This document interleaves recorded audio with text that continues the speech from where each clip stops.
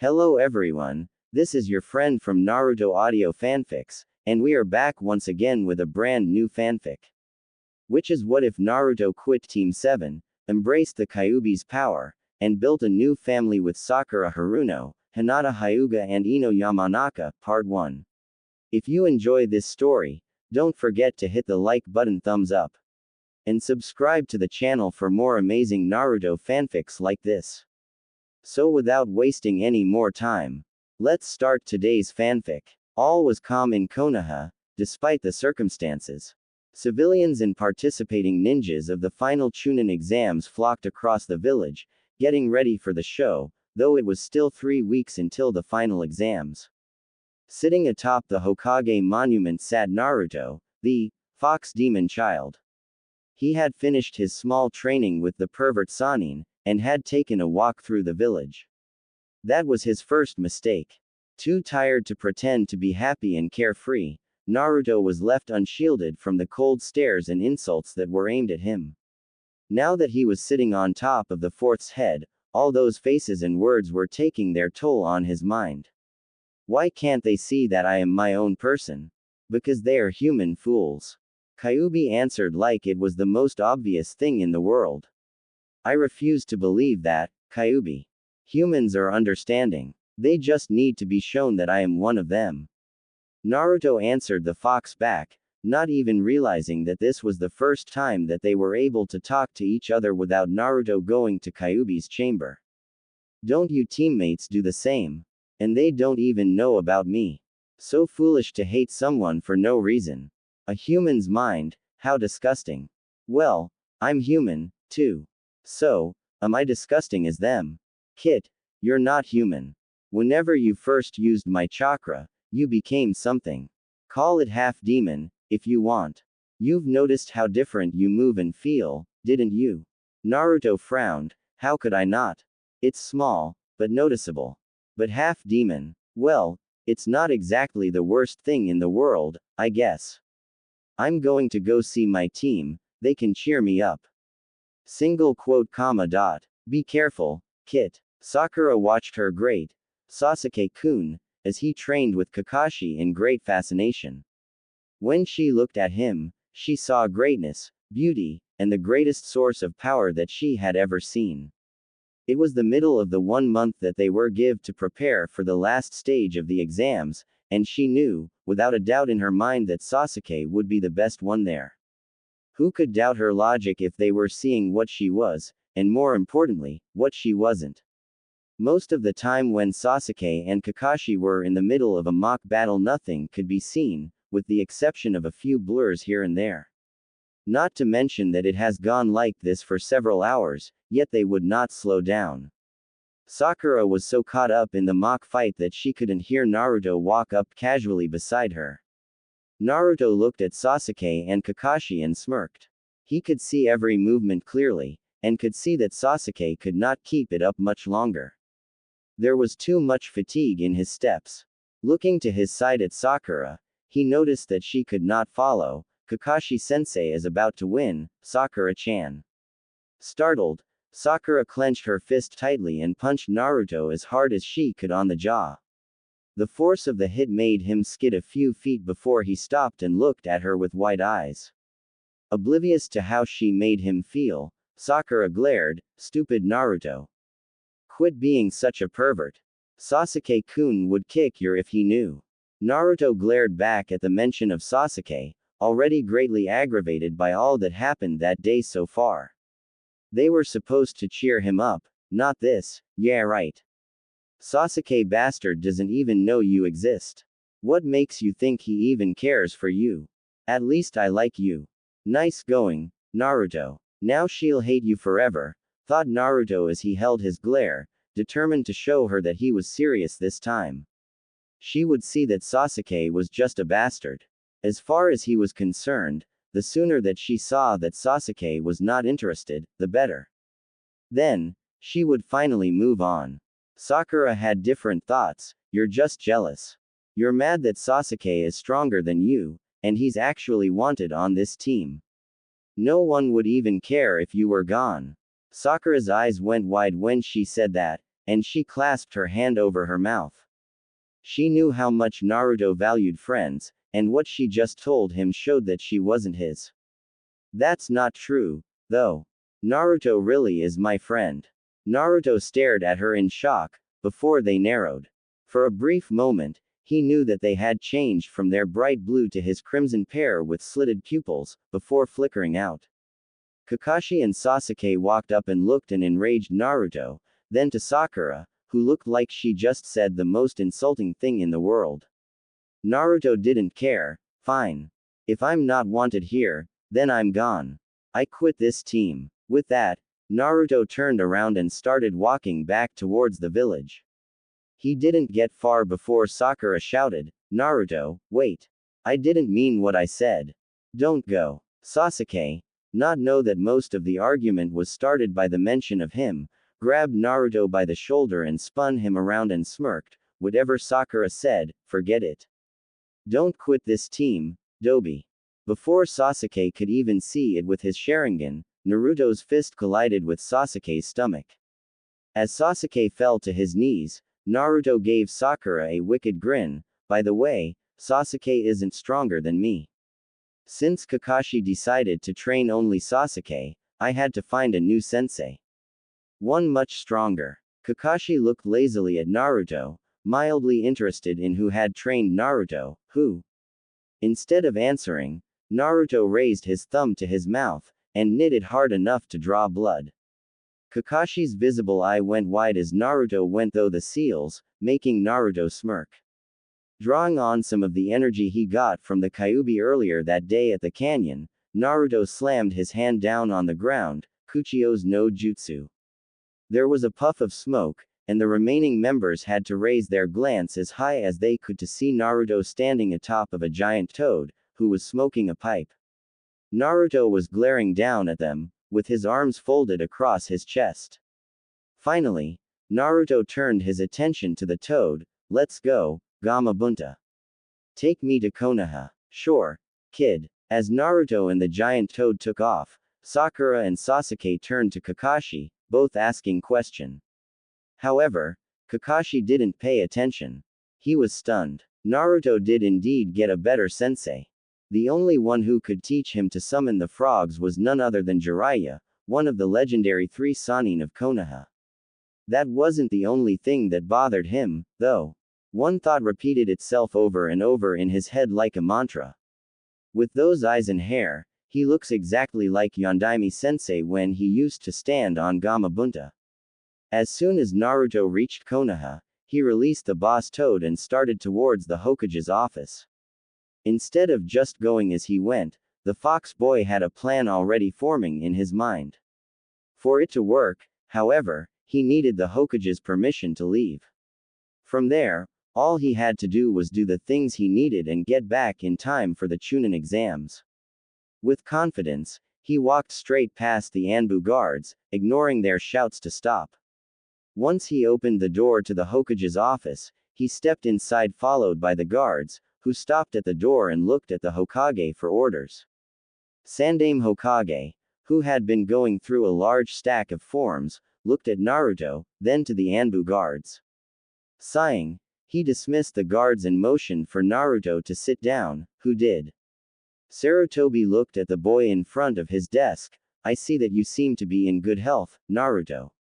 How have you been?" Naruto relaxed against the chair. "Pretty good, actually. Kakashi-sensei had to use the month before the exams to train Sasuke to control the seal, so I got myself a new sensei. I've been learning a lot."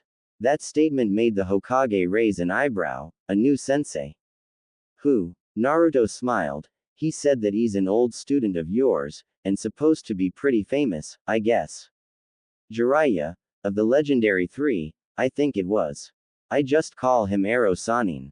Sarutobi smirked. "He's powerful. One of the best, Naruto. You really got lucky. Also, I see that you have already found his greatest weakness. Women. If you're really lucky, he might let in on some of his personal moves."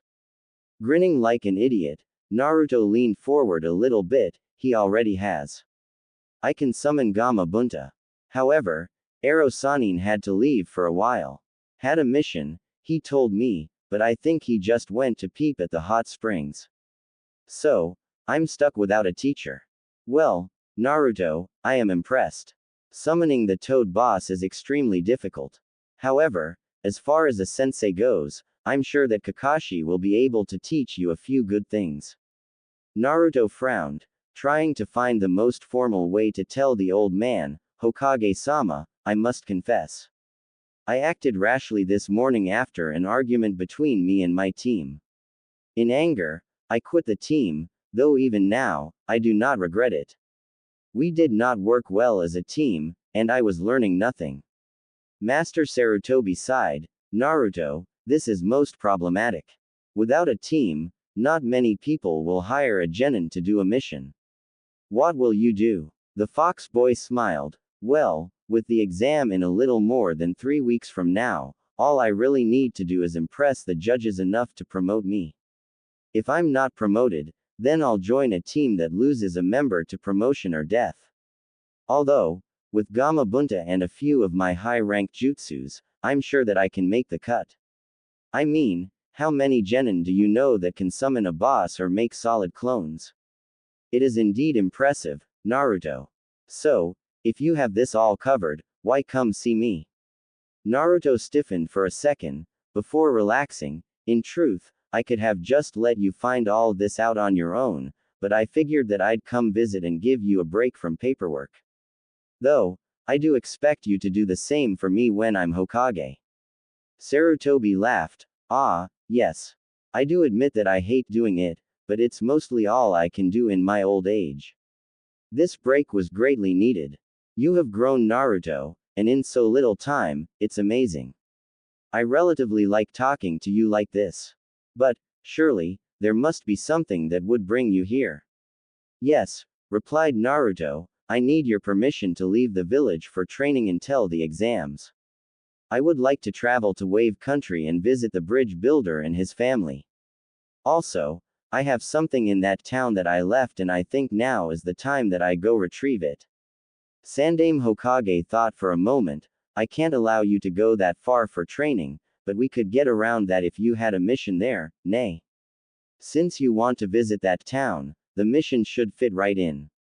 We were told it was a C ranked mission, but it was really an A- rank. We were promised payment, and it's almost time for it to be paid. This shall be considered a B rank task. I'll allow you 3 weeks to complete the mission. That way we both win, right? Naruto felt relaxed. No harm in bringing back the payment. I'll take it. With that, the Hokage reached into his desk and pulled out an envelope. Here's the details. Let's hope this goes smooth. Naruto nodded as he took the package and exited the office. On his way out, he passed right by Kakashi, who was heading in the direction of the Hokage. Both pausing, they stared at each other, and Naruto smiled. Hello Kakashi-san, what brings you here? Kakashi's sweat dropped. Already quit calling me sensei. Not much, Naruto-san, just came to check a few records on a shinobi I thought about earlier. You. Naruto raised the envelope and smiled slightly. Going to go visit Tazuna and Inari as I get the payment for our A rank mission. Thought I'd visit Haku and Zabuza's grave, as well. That's good, Naruto. Tell our friends hello for me, too. Kakashi paused and pulled out some money. Do me a favor and buy incense to burn at the graves for me, will you? Naruto took the money. I'll do that. So, how did Sakura and Sasuke react after I left? Well, Sasuke is pretty pissed that you can summon Gamma Bunta. Then, Sakura feels sorry about telling you something that started all that. What did she say, exactly? Naruto frowned. Just that I'm not her friend, then stuff along that line. Kakashi paused. I see. So, you planning to pick up what you left behind in Wave? Naruto smirked. Hell, yeah. It's about time. Could have came in handy during the second exam. Well then, Naruto, I'll let you go now. Take care. Oh, before I forget, I might come by later tonight if I'm right about something, if that's okay. Sure thing. I'm leaving around mid-afternoon. Bye. Once Naruto had returned home, he collected all of the training clothes that he needed, plus a few snacks for the trip. Even though it had taken the team several days to reach Wave Country last time, Naruto could make the journey in a few hours with Gamabunta. That was his plan. He could make it there just before dark. Setting his pack and extra kunai by the front door, he returned to the center of the room, then proceeded to sit down and meditate. Relaxing as much as he could, he began to clear his mind.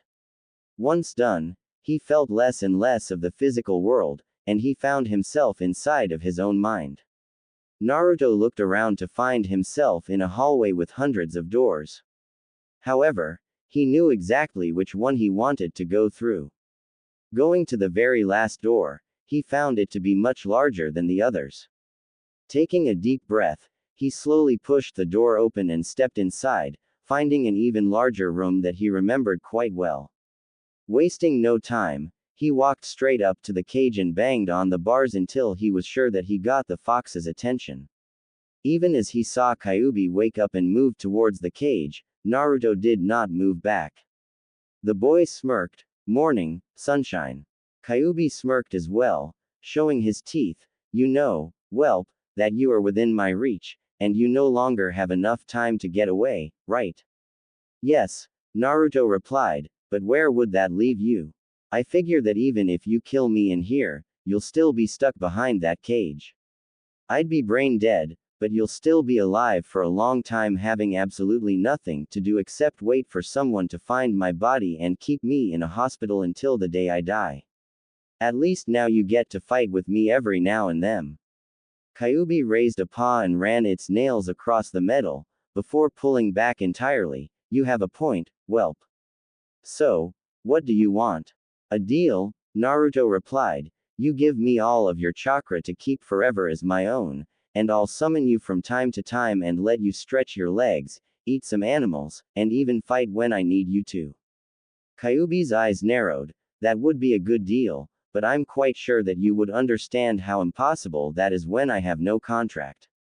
Sitting on the floor, Naruto laughed. Oh, so true, but some summons don't need a contract. When I stole that scroll of sealing, I saw a kinjutsu that allowed someone to summon certain things without a contract, like the dead or monsters. I memorized it, then modified it so it would work for you. So, still interested? Very, replied the kitsune. You have no idea what I would give for even just a minute out in the real world again. This place is unbearable being here so long.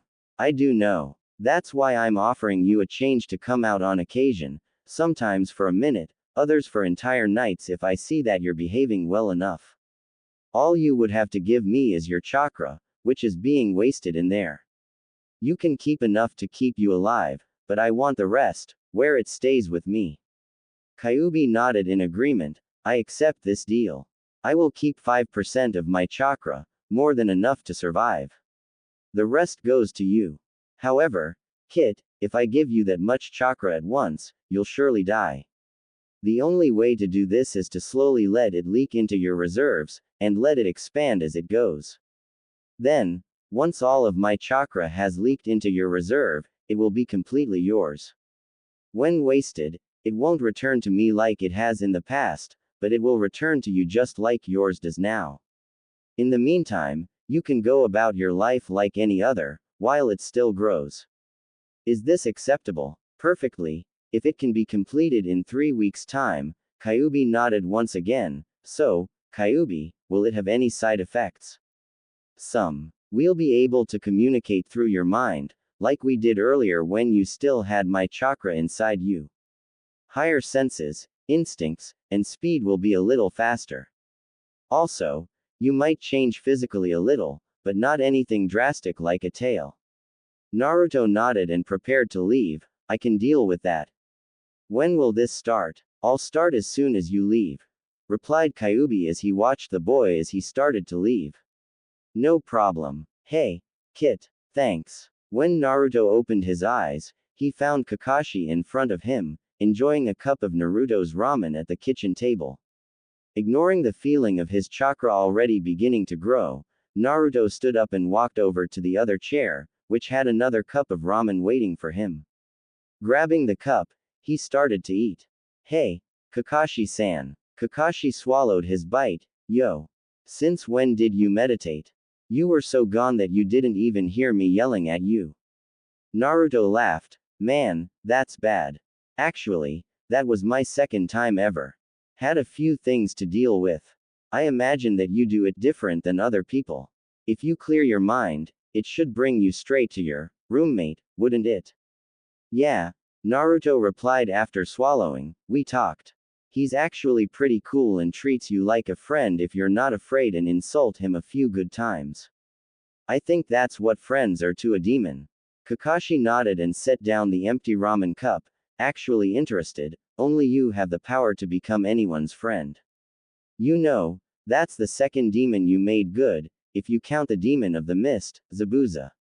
Naruto nodded, though he felt that there was something different with Kakashi today. Once he actually thought about it, something clicked. You know, I never thought I'd see the day where I caught the great Kakashi without his mask.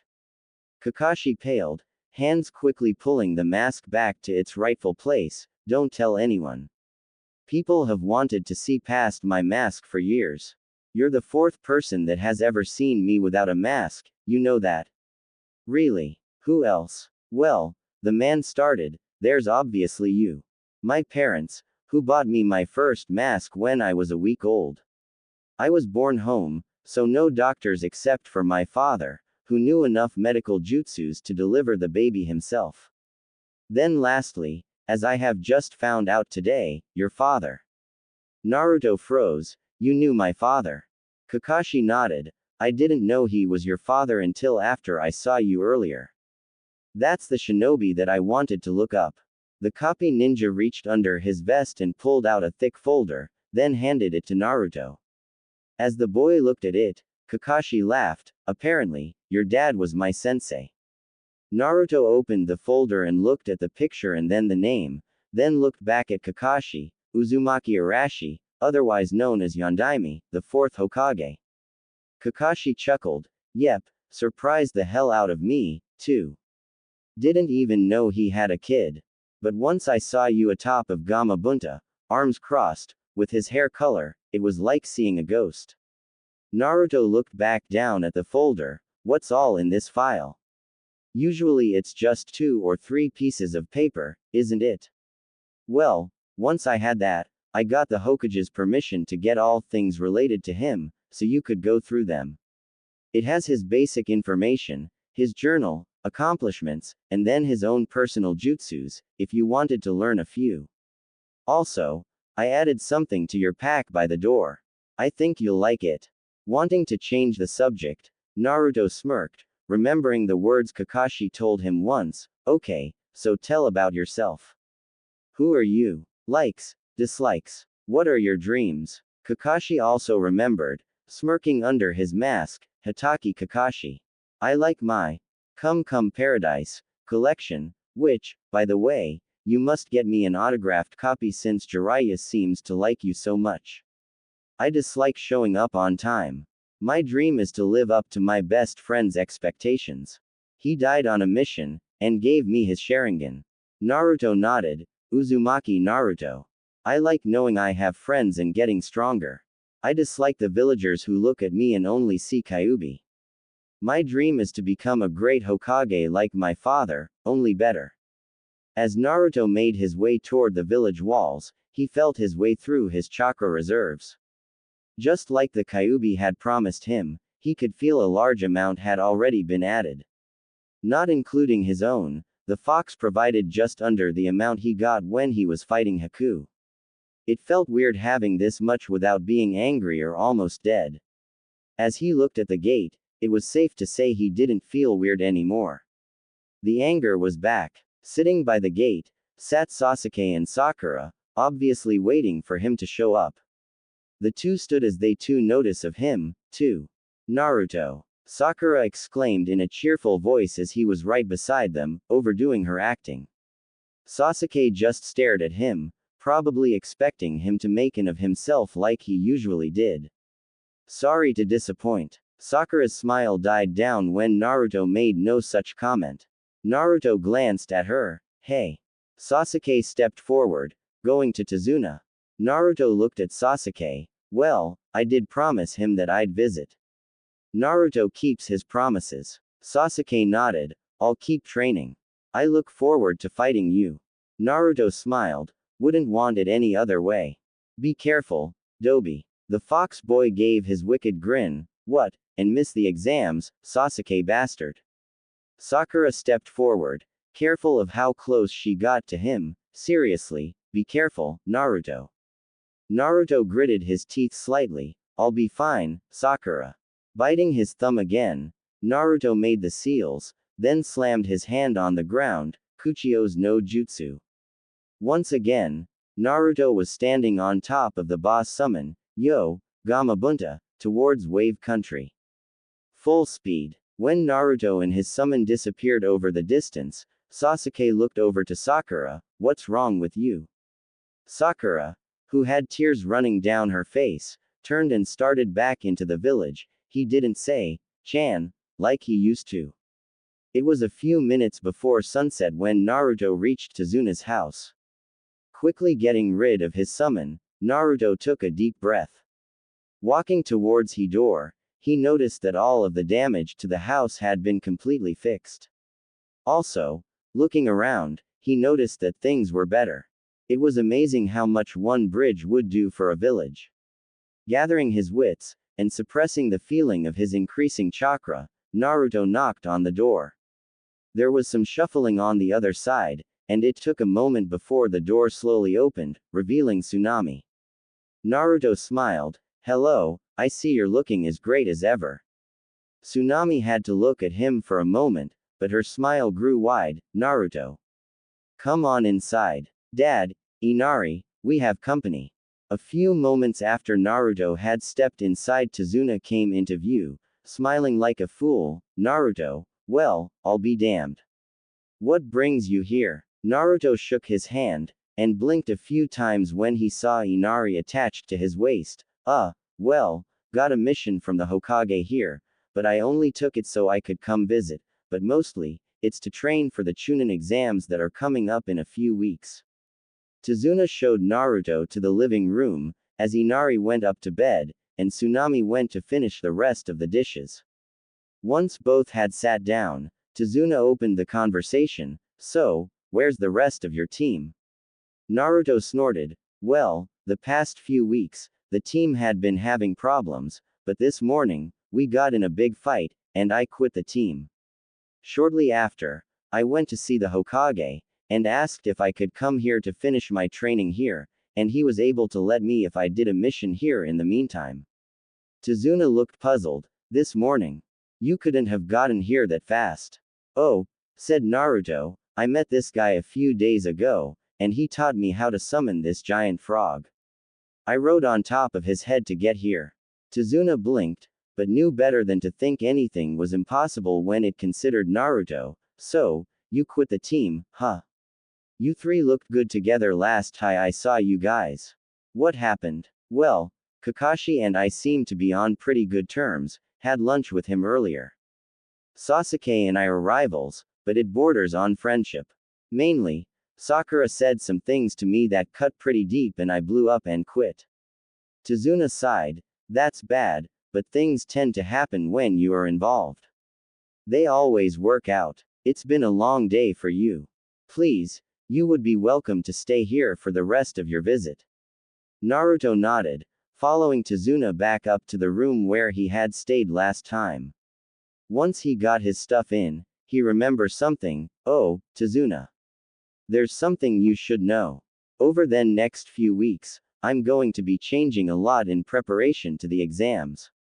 So, if I wake up with weird eyes, or taller, or something along those lines, don't mind it. Tazuna nodded. I'll make sure that Tsunami and Inari know it, too. Good night, Naruto. Good night. When Naruto woke up, he immediately went to the mirror. As far as he could see, nothing was different, with the exception of his skin being tanner than usual. However, when he felt his chakra reserves, he notices a great increase. Almost 4 times what he usually got from Kyuubi. He knew that this was just beginning, but he could not imagine having much more. Looking through his clothes, he found a package.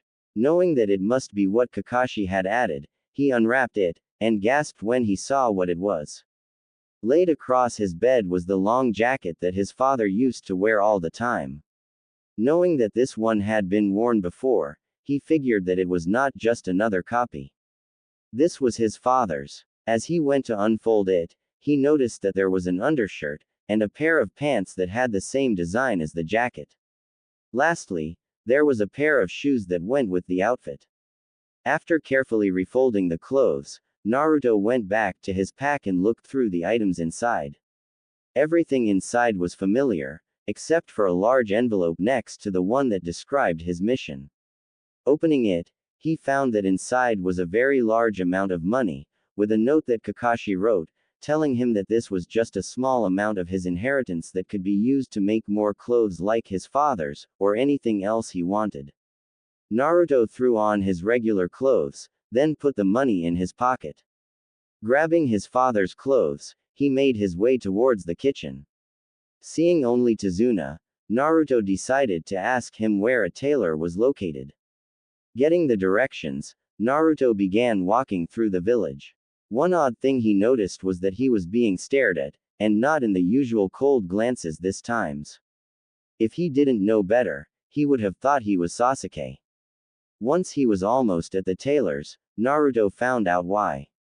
Some 20 feet from the bridge, he saw a large sculpture of him and his old team. Looking at the plaque, he read out loud, "This piece is dedicated to Uzumaki Naruto and his team of Leaf Ninja, who fought with their lives on the line for the future of this village. He showed us courage, and showed us heroes do exist. It is in his honor that we came up with the name, the Great Naruto Bridge." When Naruto finished reading, he blushed and quickly made his way to the tailor's shop. When he stepped inside, a young woman greeted him, "What can I do for you?" Naruto smiled and placed the package on the counter. "I'd like 3 pairs of clothes exactly like this in each size, starting with the size I am now, then going up." The young woman nodded, as she looked at the design of Naruto's clothes that were in the package. "That shouldn't be too hard. After I measure you, you'd be welcome to come back by this afternoon and pick up your order." Naruto nodded and proceeded to get his measurements taken. Once done, Naruto left the store, looking around for places that might carry what he needed. Saving back enough money to pay for his clothes, Naruto figured that he had about a quarter of it to spend. "What are we doing here, Kisame?"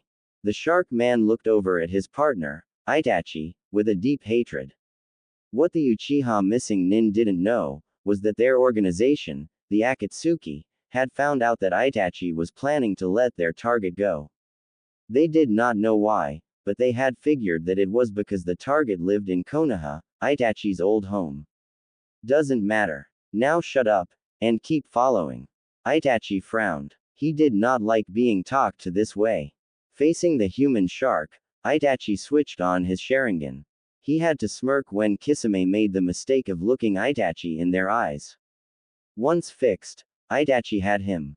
Once in the genjutsu, Itachi pulled out his kunai, and quickly jammed it into Kisame's throat. Walking away, Itachi smiled. "Well, had to speed things up a bit. Now, what to do? I think I'll stay here for a couple days, then head on to Konoha. My target will be safe for that long." Like an afterthought, he added to himself, "Plus, I heard they named a bridge after him in this town." Naruto stood at the cliff he had been to only weeks before, frozen by the memories held here. The incense rose from the graves as they burned, burning Naruto's sensitive nose. Though it stung, the fox boy didn't even notice it as he stared at the crosses. Dropping to his knees, Naruto felt a tear roll down his cheek. It was true that Haku and Zabuza had tried to kill him, but in the last few minutes of their lives, the 2 mist ninjas were his friends. True friends who respected him. And he would be lying if he said that he didn't respect them. Focusing on Haku's grave, Naruto sighed depressingly. "Haku, can you see me now? I desperately hope you can. I need your help, for I am lost." Those precious people who make me so strong and brave don't need me, nor want me. I acted as a fool, and abandoned them after a pathetic argument. How can I be brave and strong when things are not right between us? In your honor, I will continue to try to protect them. I promise I'll come tell you how things work out. After saying a small prayer for him, Naruto found himself in front of Zabuza's grave, silent for he did not know what to say at first. Somehow, the words just came to him. A greeting at first, then things came to him as he went along. Hey. It's me, Naruto. You know, it's funny how things work out. All my life the only thing I have ever wanted was a true friend. I found that in you, but then you died minutes after. You jerk. That's not how friendship works. I know it's not your fault, but can it be just this time, Zabuza? Tears came down Naruto's face, and he wiped them off, laughing softly as if it would trick his tears into thinking he was happy. Remember right before you died, and it started to snow. Haku's tears, we called it. Haku cared so much that his sadness fell from the sky when you left this world. What of me? Will anyone care when I go, enough to even get a gentle breeze? Everything was silent for a moment before Naruto spoke again. Guess we'll find out one day, won't we? I'm guessing you know why I'm here, though. I came to pick up what you gave me. I think I'm ready for it. Flashback. As Kakashi laid Zabuza down next to Haku, the demon of the mist smiled a little. Thank you, Kakashi. Can you do me one last favor? The man with silver hair nodded. Sure, what is it? Call that boy over here so I may speak with him. Kakashi didn't need to. Naruto was close enough to hear, and made his way to the dying ninja. Yes, Zabuza. Boy, when I was old enough, my father gave me that sword that I have. I was supposed to give it to my son, but I never had one. I want you to have it. Naruto shook his head. No, I couldn't possibly. It would dishonor you. Zabuza lightly glared. Enough. If you want to justify it, call it a trade for that kunai you gave to me. The fox boy could only nod as he looked at the ground. I'll leave it with you until I'm ready for it. Zabuza, I'll miss you. Same here, kid. End flashback. Saying farewell to Zabuza, Naruto stood. Not feeling himself stepping to the sword, Naruto could only feel his heart beating faster as his hand grasped the handle. Pulling a small amount of chakra into his arm, Naruto easily pulled the sword out of the ground. Turning the large blade this way and that, Naruto looked at the sword's condition. He then noticed that it was flawless. Even where there should be dents and scratches, the fox boy noticed that it was unblemished, even after all this time. Once done, Naruto hefted it over his shoulder. With one final glacé back to the graves, Naruto slowly turned and made his way back to the village. Wow, totally cool, Naruto exclaimed as he finished putting on a pair of his new clothes. The girl, who was around 15, looked around nervously. Please, Naruto-sama.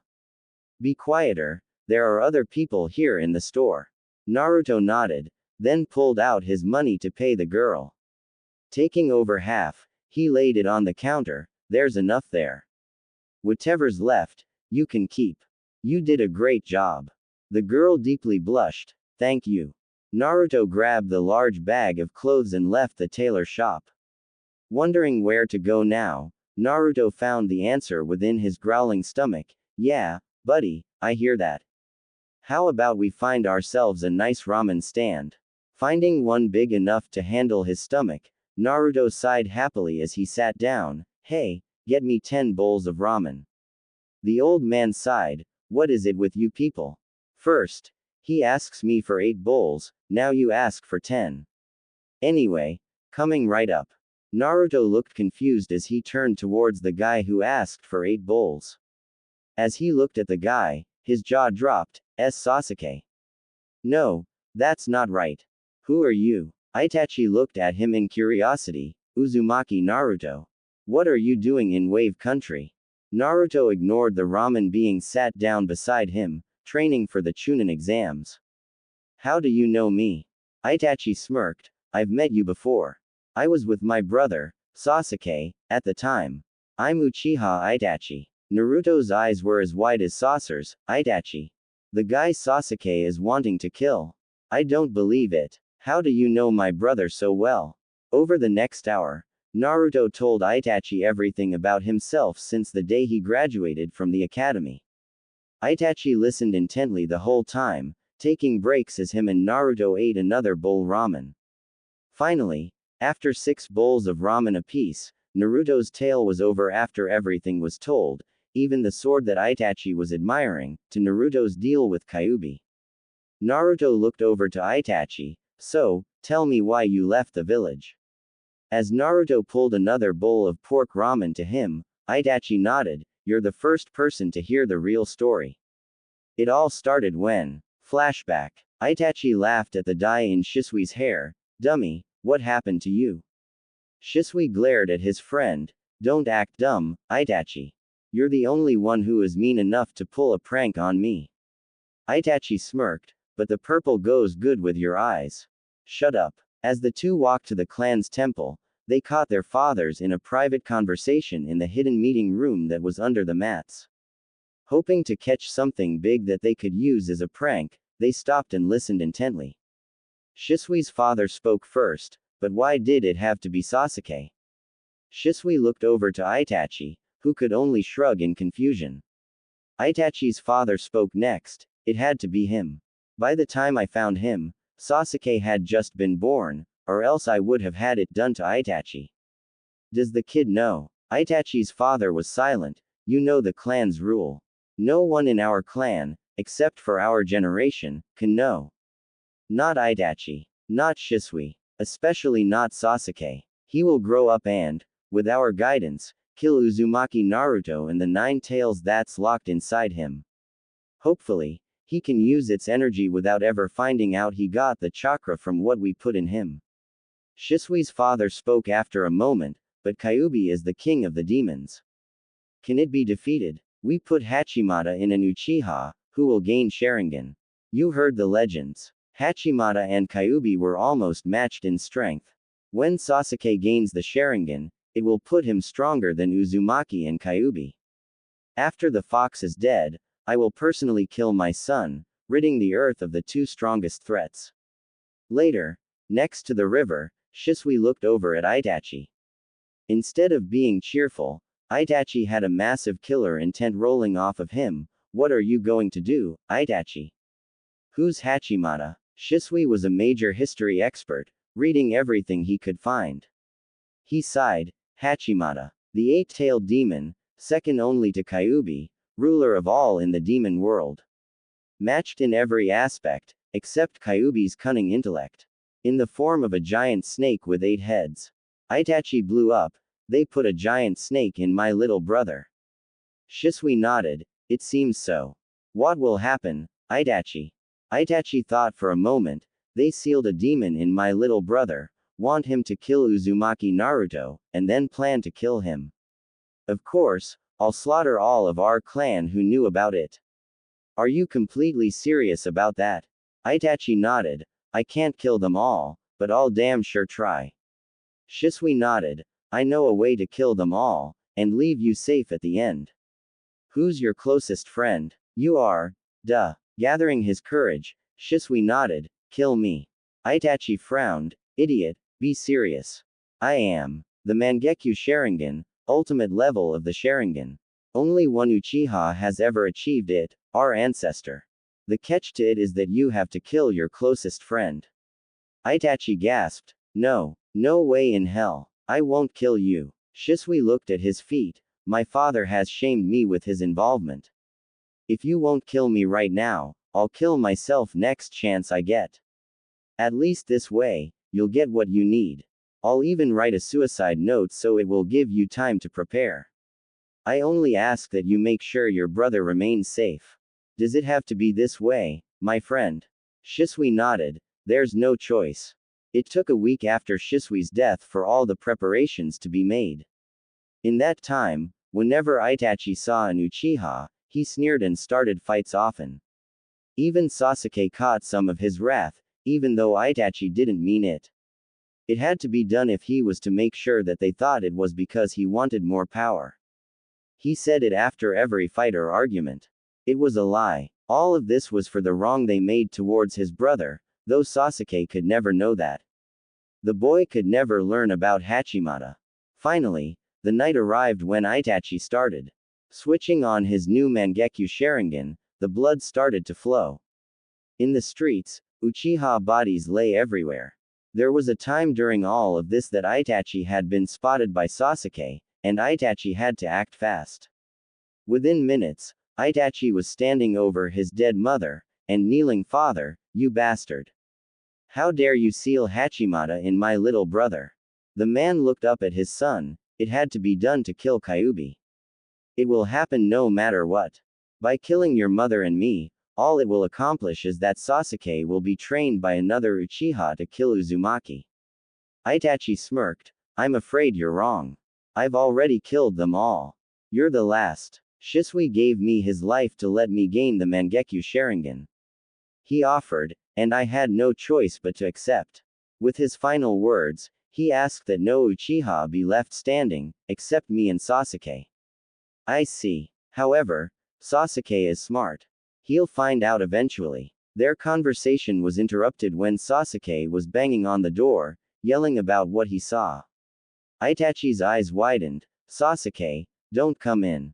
As the door slid open, Itachi quickly killed his father, but Sasuke saw the blow. Frozen in shock, Sasuke glared. "Why?" End flashback. Laying his chopsticks beside his bowl, Itachi sighed. When Sasuke caught up to me, and asked why, I had to do something. Not wanting to tell him about Hachimata, I told him about being strong, and the secrets of the Mangekyo Sharingan. I fled the village immediately, and later was confronted by the Akatsuki. Seeing it as the best way to survive, I joined up. A few weeks ago, we were given a mission to capture the Kyuubi in return. I planned to save you and join back up with my brother when we got to Konoha, but things came too early. This morning, I quit the Akatsuki, and killed my partner, and here I am. Naruto slowly nodded. "I'll go with you to Konoha in 3 weeks, if you can wait." "What will happen once you're back?" Itachi shrugged. "Probably jail." Naruto smirked. "I'm good with the Hokage now. I bet I can get you fully reinstated. However, you must do something for me in the meantime." "What?" Naruto grinned. "Teach me how to wield this sword. A lot of the twists in this story is based on things I've picked up here and there. I've read stories where Naruto carries Zabuza's sword, some where Naruto makes deals with Kyuubi, and others where Itachi is good. Hachimata, though, is actually based on Japanese legend, to which I studied very hard before I wrote this story. A reviewer told me it was Hachibi, but I can't find any error in my studies. Though, I could still be wrong, but I'll leave it as it is, regardless. Too troublesome to go and change it all now. Konoha's Demon Fox. Chapter 3. The Return. As Naruto laid down in his bed back in his room, thoughts of Sasuke wandered into his mind. He has my rival in him. Not to mention that he himself is your rival. Naruto blinked. Kyuubi. Yeah, it's true. What will we do, Kyuubi? I can't kill him. No, just beat him and make sure that he knows who is more powerful. Naruto smirked. Of course, I am, since our deal was made. What if he discovers Hachimata? Then things won't change from what they are now. The 8 Tails was almost the same as me. The genin laughed. Yeah, but there's a reason he has 8 tails and you have 9. Don't worry, we'll beat him. Don't take him so lightly. Don't worry, Fox. When it concerns Sasuke, there is no lightly. Just continue sending that chakra. We're meeting Itachi tomorrow to start my sword lessons. The next morning, Naruto woke up and forced himself into the forest where he had told Itachi to meet him. With his sword over his shoulder, Naruto sat down and began to relax. All the muscles in his body would normally have calmed, but he could feel them changing rapidly to adapt to the large amount of chakra flowing through his body, making his body constantly on edge. Perhaps it was that fact that made him dodge the kunai that intended to hit him before it even left Itachi's hand. Seconds later, the kunai hit the ground, and Naruto was still glaring at Itachi. What the hell is your problem? The eldest Uchiha leapt down from the branch and stood only a few feet away from the fox boy, with a sword that large and heavy. There is no skill involved while wielding it, just two things. First, there's instinct, as you just demonstrated when you dodged that kunai. Second, you have to have the sheer brute strength to be able to move the sword as if it weighed nothing. Naruto sighed in relief. Phew. And I thought I'd have to spend all my time learning crazy stances and hard as hell slashes and maneuvers. This is easy. So, I want you to do 1,000 down slashes, 1,000 upward slashes, 1,000 slashes to the right, 1,000 slashes to the left. After that, 1,000 slashes diagonally from left to right, and 1,000 diagonally from right to left. Then, switch hands and repeat. Itachi paused, since we're pressed for time. Oh yeah, I forgot to mention. No chakra. Naruto gulped and whimpered. He's a sadist. I like him. Kyuubi exclaimed. Now continue, Kit. I will train you soon, and I will not start until you finish his training and complete that exam. 2.5 weeks passed quickly, and Naruto, along with Itachi, were on top of Gamabunta on their way back to Konoha. In that time, Naruto had gained all of Kyuubi's chakra. Most of the side effects were normal enough, though defiantly noticeable. His skin was tanned, which happened after the first day. He was much taller, setting him even with Itachi. His hair was also longer, making him look even more like his father. His muscles were more toned, and his face was more sharp, instead of his usual flatness. His hands turned into sharp claws like he had before. The last side effect was his eyes and teeth. They looked like they did when he fought Haku. Eyes were red in color, and black slits. His teeth were permanent fangs, making them look like they did when he lost it against Haku. The effects that weren't physical were just as great. His 5 senses had heightened tremendously, which would do wonders for a ninja. He could also talk to Kyuubi regularly. His healing factor was also much faster, as a large hole in his stomach would close in just seconds. Lastly, though there was no telling for sure if it really was the last, his chakra was through the roof. He could safely say that no one else could match him in the exams, unless Sasuke released Hachimata. While he and Itachi trained, Naruto summoned Kyuubi and let him run around and hunt in the forest. The demon couldn't be happier, except that he was only the size of a bear, instead of the size of a small village. He didn't complain though, especially when he had his teeth sunk into a fish. When not hunting, Kyuubi played around with Naruto and Itachi, who he was quite fond of. It took a while for Itachi to get used to Kyuubi, as he was old enough to remember the attack on the village. However, once he did get over it, Itachi enjoyed playing pranks with Kyuubi on unsuspecting people. During their training breaks, Kyuubi could be found with his head on Itachi's lap getting his ear scratched by the Uchiha.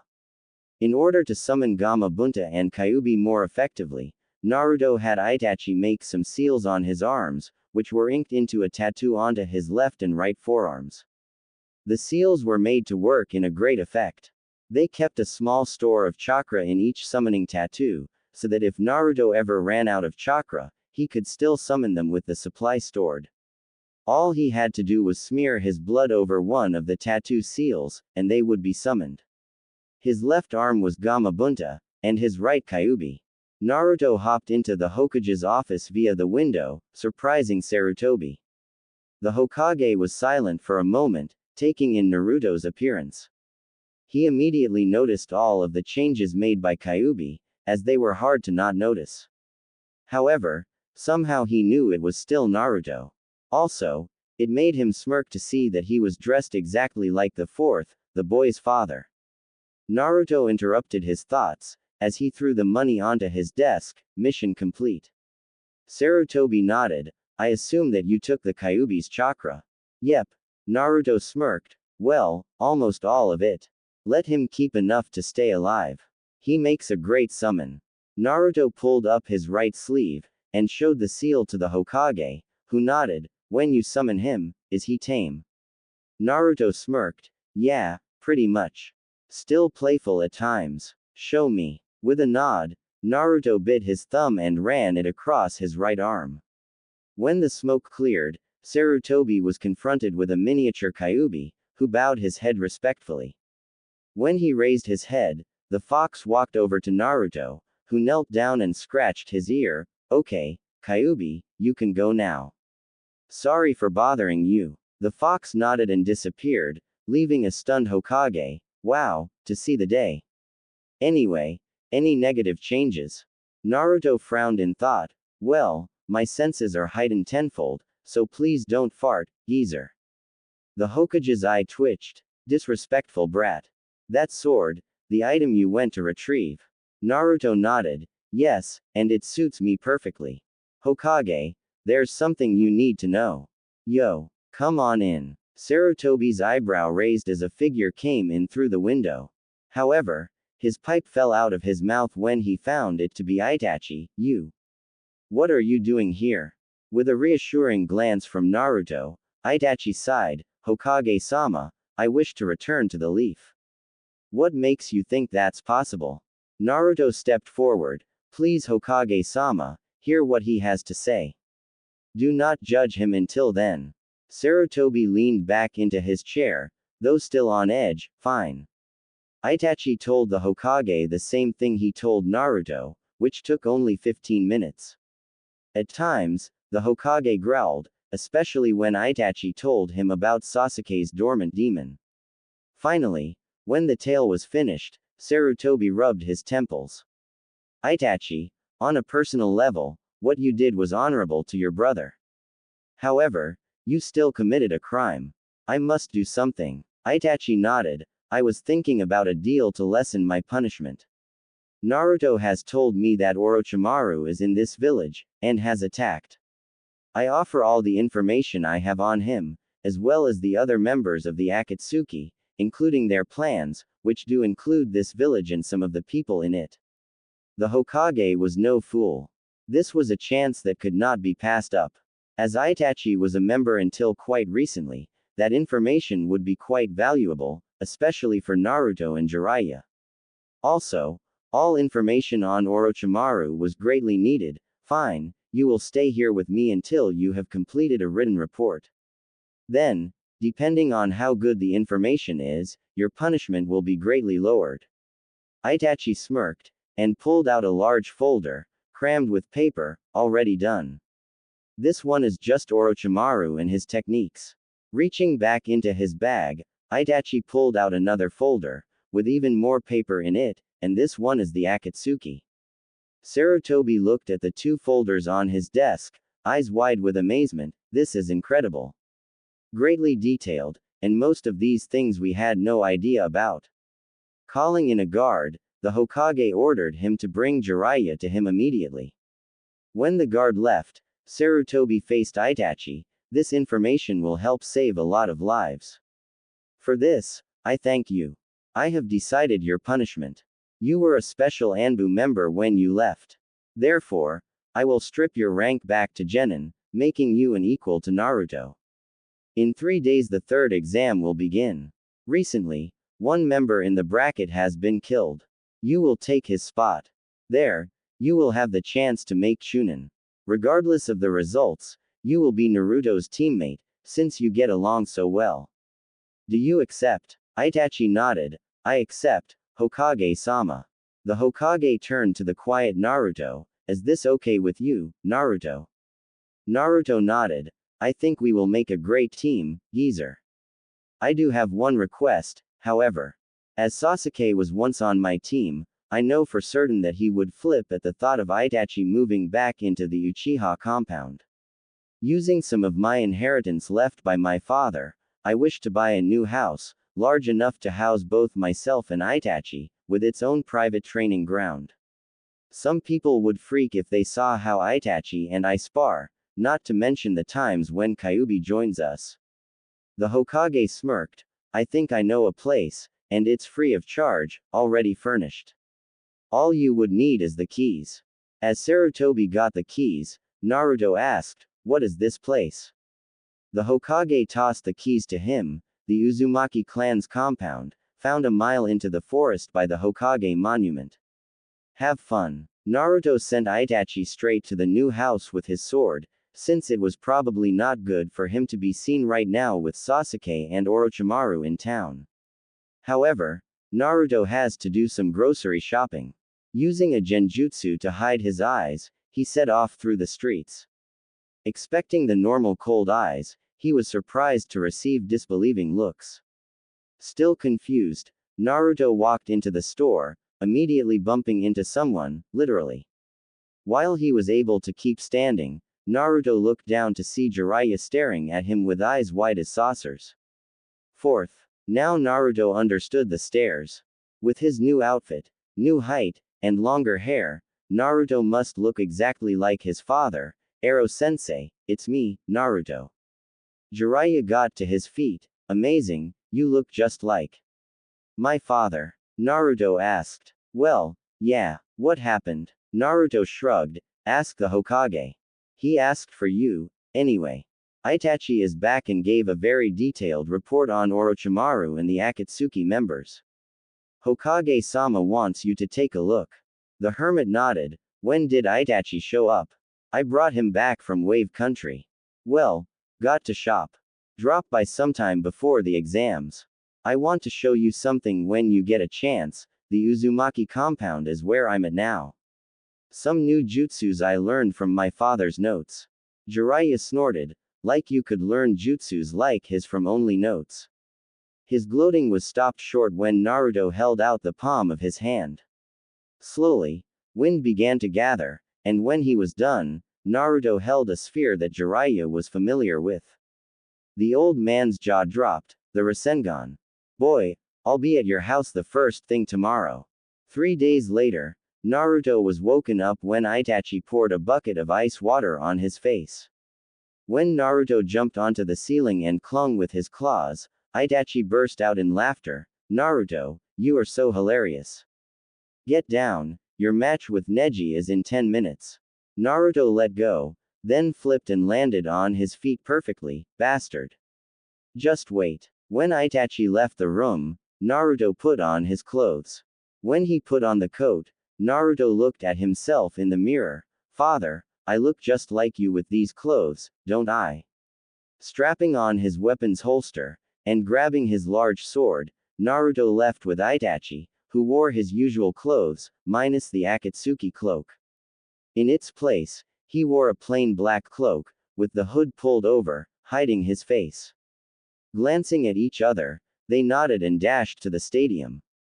Right before they entered, Itachi looked over at Naruto. "Are you going to use a genjutsu on your eyes?" Naruto shook his head. "Let my enemies fear me. The more that do, the less I have to cut down." As they made their way to the center of the ring to where the other fighters already were, Itachi groaned. "This will not end well." Separating themselves from the rest of the group, Naruto and his friend looked like they were discussing various strategies to the other fighters. It was well known by now that Naruto had quit his team, and the other genin were all wondering who this new guy was underneath the cloak. Neji looked at Naruto, noticing the various changes, and did not overlook the eyes, fangs, and claws. Not to mention the large sword on the boy's shoulder. By just looking, a strange feeling told him to run away, but he did not. Looking at the other genin, then at most of the spectators in the stands, Neji knew that his fear was not alone. Taking that information as not a sign of his own weakness, he averted his eyes to the instructor. "Excuse me, where is Dosu? And why is that guy with Naruto here?" The instructor growled and held out the lineup. "Dosu was killed. As to the new guy, see for yourself. I'll tell ya, the Hokage has some sense of humor." When the others looked at the lineup, all of them sweat dropped. Where the new guy's name was supposed to be, there was no name, just, "Wouldn't you like to know?" written there, and by that, there was a small version of the Hokage sticking out his tongue and giving the peace sign. Shinkimaru walked up to Neji. "Naruto looks different, though terrifying seems to be a better word. You worried? Neji stared at Naruto. No, his destiny cannot change. Sakura looked down from the stadium, and her eyes were fixed upon Naruto, her ex-teammate. To say she was shocked was an understatement. Everything about him had changed. Though he looked scary, she had to admit that he was handsome in a way that her, Sasuke-kun, could never be. If Sasuke was tall, dark, and handsome, then Naruto was strangely taller, pitch black dark, and beyond handsome. Even his animalistic features were working well with his image. For a brief moment, Sakura noticed that he turned and locked his eyes with hers. She had to fight to hold in her gasp. Red eyes with slits. Not to mention a depth that made her feel like she was drowning. Whatever he did in the last 3 weeks, it was defiantly something huge. Oh, what am I thinking? I have it for Sasuke, not that idiot. That incredibly hunk of an idiot. Inner Sakura looked at her dumbfounded. What did she just say? Tearing her gaze away from his face, she noticed what he was wearing. Along with his longer hair, she noticed the outfit right away. The resemblance was uncanny. Was he related to the fourth? Passing the outfit, she noticed the large sword strapped to his back. So, Naruto, she whispered, you went back and got it, after all. Sakura gasped when his gaze snapped to her again. Did he hear me? No, not possible. Then, she looked over to the guy that Naruto was talking to. It seemed that this was his new teammate. Inside of her stomach, envy burned when she thought about Naruto not being on the team anymore. Leaning back, Sakura noticed that Ino was looking from her to Naruto. What? Are you checking Naruto out? Sakura blushed. And no. Ino smirked. That's good, cause he's mine. He looks so much tastier than Sasuke now. Right then, Sakura wanted to deck Ino and use her as a rug, but she only blushed a little darker. Naruto breathed heavily. He wanted to slap himself. Even with all this chakra, which he had shown a great deal more than what he thought was enough to secure his promotion, it was useless now that it was all sealed. He wouldn't be able to use his monstrous amount of chakra, all because he underestimated his opponent's abilities. However, as he slowly stood back on his feet, he knew that he would still win. He used enough tricks and strategies that Itachi had told him that it would also secure a promotion for him, so he wasn't worried. Now, it was time to really put on a show. Pulling off his jacket, Naruto stood with his now bare arms out. Neji, it's about time I finish this. I'm offering you the choice. Either way, you'll lose. So pick a hand. Each one controls a summon, so I'll allow you to decide. If you won't, then I will, and trust me, you don't want me to pick. Neji laughed. You can't summon without chakra. However, I'll humor you. Your left hand. Naruto frowned. Well, damn. I was kind of hoping you'd pick the right. No matter. Left it is. Oh, and don't worry about that chakra problem. See, I made these seals with this exact thought in mind. I made them to always carry a small amount of chakra, in case of emergencies where I might need to summon, like right now. Extremely advanced seals. Naruto ran his right hand over his sword blade, which was stuck into the ground, cutting his hand.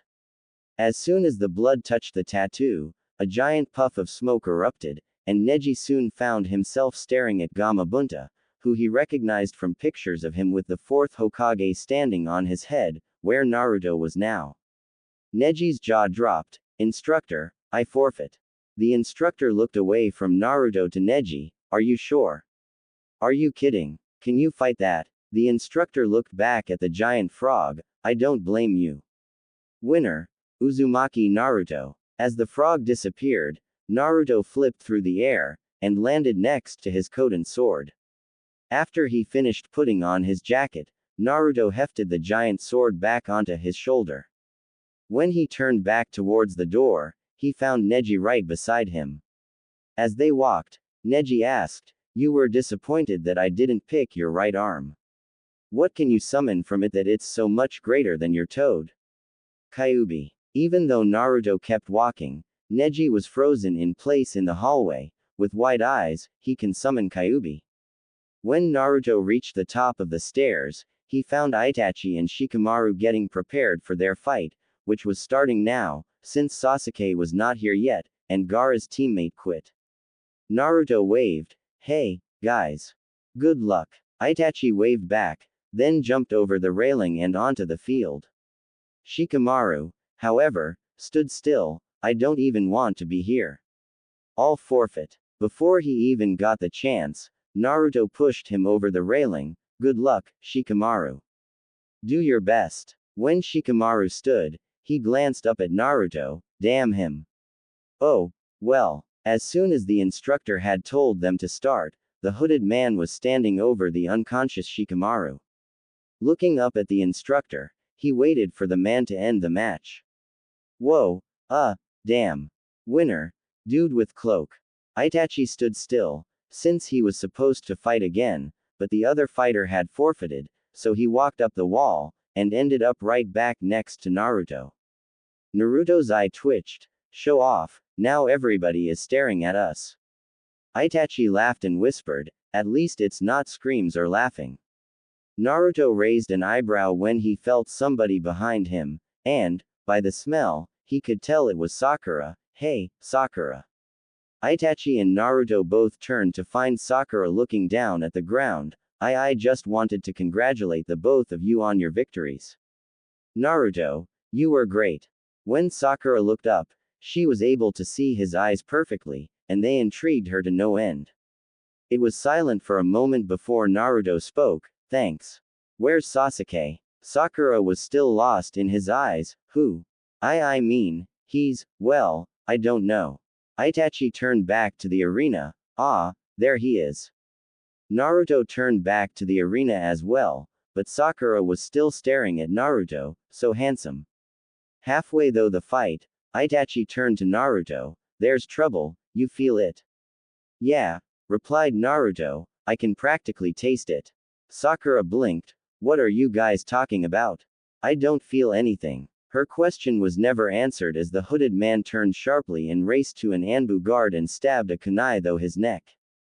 As Naruto and Sakura walked toward him, Itachi had pulled off the mask, revealing Kabuto. Sakura gasped, "Kabuto? Why was he wearing an Anbu mask? He's only a genin." "Wrong," the hooded man said. "Kabuto is Orochimaru's right-hand man. Or rather, was." Kakashi appeared beside them. "Kabuto, huh? Well, that could only mean that Orochimaru is here." As soon as he said that, they all felt a genjutsu around them. All of them, except the hooded man, who could not be affected by genjutsu, raised their hands into a single seal, Kai, release. They looked around to see the damage. There was a barrier around the Hokage, and the cage. Naruto gritted his teeth. "That's Orochimaru. I can smell filthy snakes." Kakashi nodded. "Those are some weird side effects, Naruto. I know what you did. Let's hope that it helps during this fight." The hooded man growled. "That Gaara kid and his team have fled, and Sasuke has followed. Okay. Here's what we do. Naruto, you and the girl follow them. Get Sasuke and bring him back. Naruto, do it before he has a chance to rise. Kakashi, once they leave, there will likely be a group following them. Take care of them." Naruto nodded. "What will you do?" "I'll wait for the barrier to disappear, then take care of Orochimaru." Naruto laughed. "Get that damn snake for me." Kakashi, Sakura, let's go.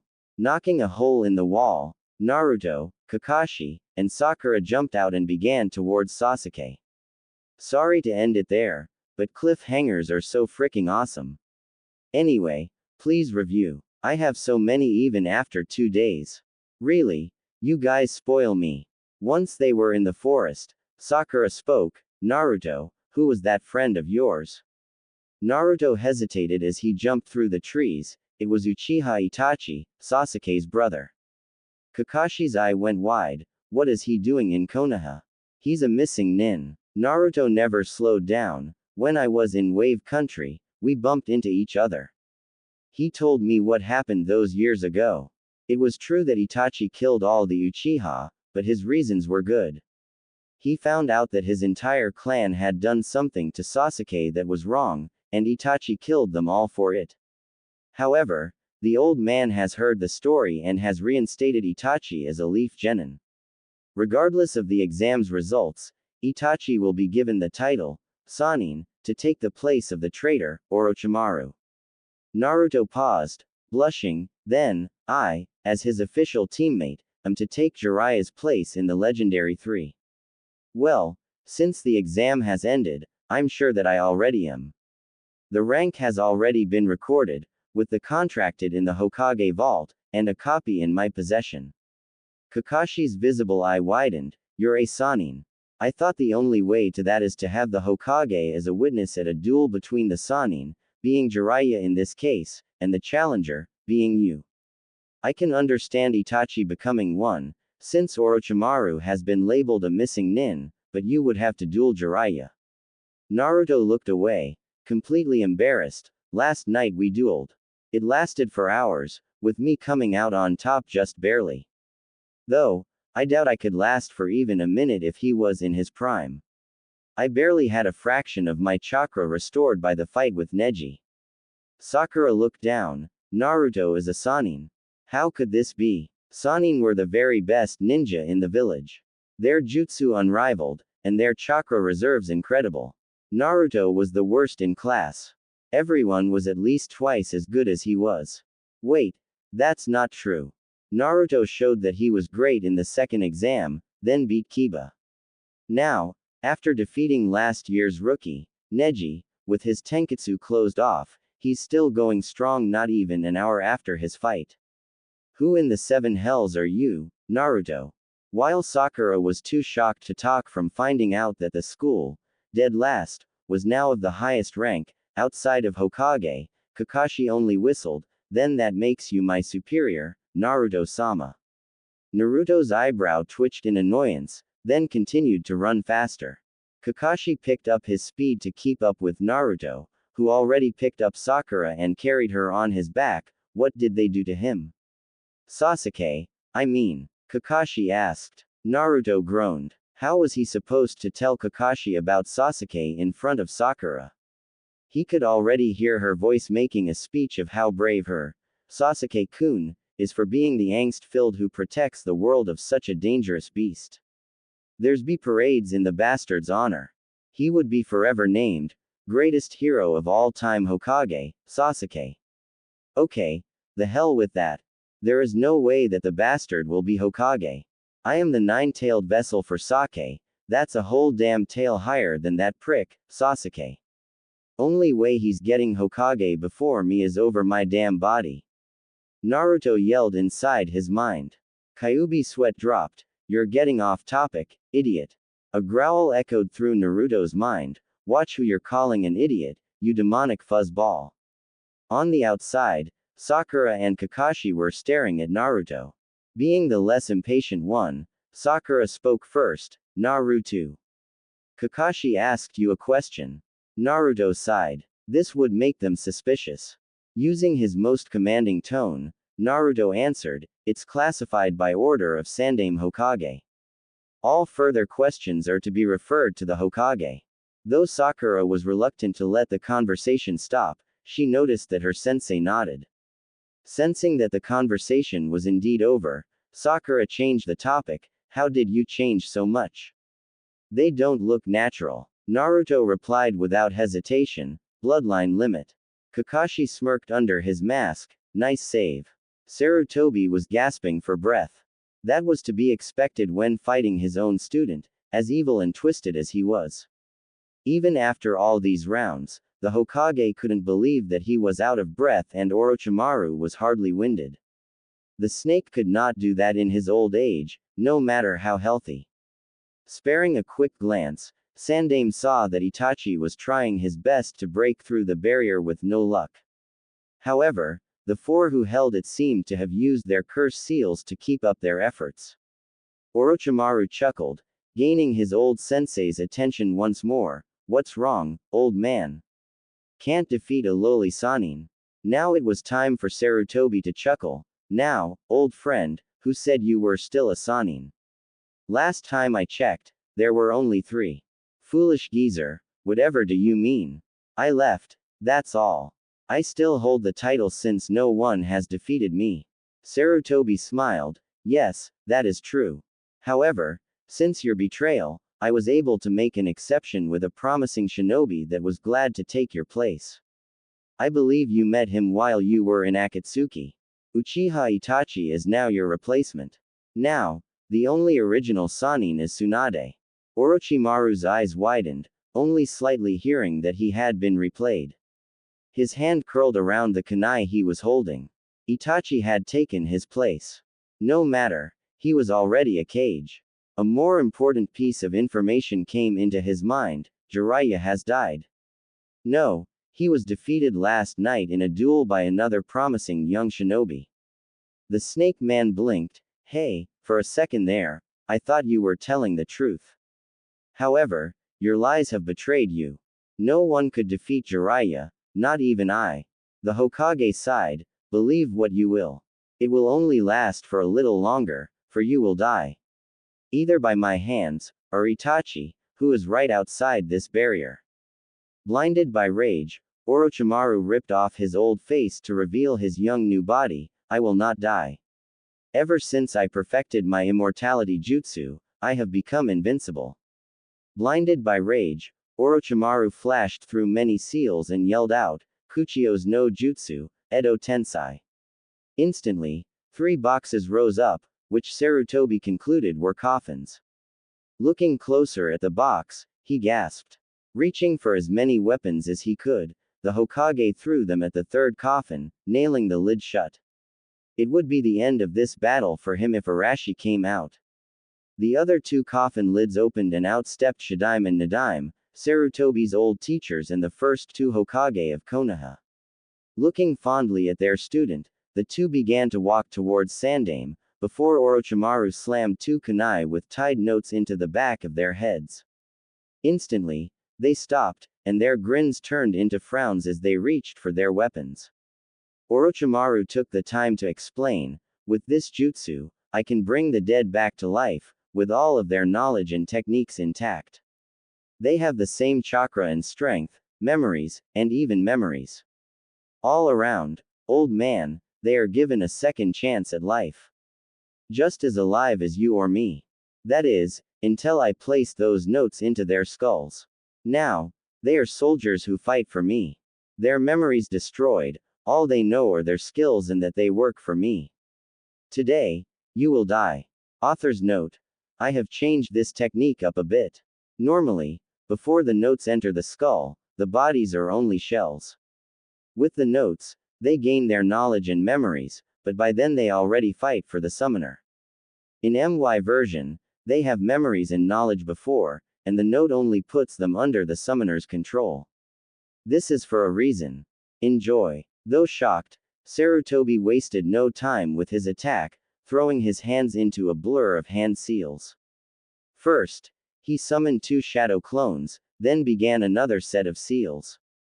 Only hesitating for a moment, the Hokage completed the jutsu and latched a hold onto his old student, while the 2 shadow clones latched a hold of Shadaime and Nadaime. Orochimaru, this is the jutsu that the 4th used to seal the Kyuubi, the Shikifujin no jutsu. There is no escape. Even now the Shinigami has his hand through us both and is pulling the soul from you body. We will both die here. Eyes wide in terror, the Otokage thrashed, why in the hell would you do that, you fool? Surely you value your own life more than this village. A tear fell from Sarutobi's eye. True, most of this village are fools, but our shinobi are in a class above all else. They are the future. You see, not only do they fight with all of their great strength, they also fight with their hearts as well. Protecting one's precious people gives them strength beyond all limits. For them, I will gladly sacrifice my own life for them, as will the next Hokage. Though in extreme pain, Orochimaru managed to gain a hold of himself, pushing the Hokage away. However, as he did, he felt something go wrong. When he tried to lift his hands to feel his face, he noticed something: my arms. Fallen to his knees, Sarutobi let out a soft laugh. Yes, at the cost of my life, I have rendered your life as a shinobi useless. You can no longer do hand seals. The dying Hokage looked out of the corner of his eye and smiled when he saw Itachi attacking the barrier with new vigor. Itachi, it's too late for me. Train yourself to new limits to become a force against all. I hope you take care of Naruto. He will be Hokage one day. In his words, believe it. I'm going to miss you all. As Sarutobi fell to the ground lifeless, the four sound nins ran out of energy and had to end their barrier jutsu. As they were ordered before the fight, they rushed off, back towards the sound village. As their master said before, he could take care of himself. If they weren't in such a hurry to leave, they would have noticed that their Otokage was frozen in shock as he looked at his hands, and there was a cloaked ninja dashing towards the snake freak as fast as he could.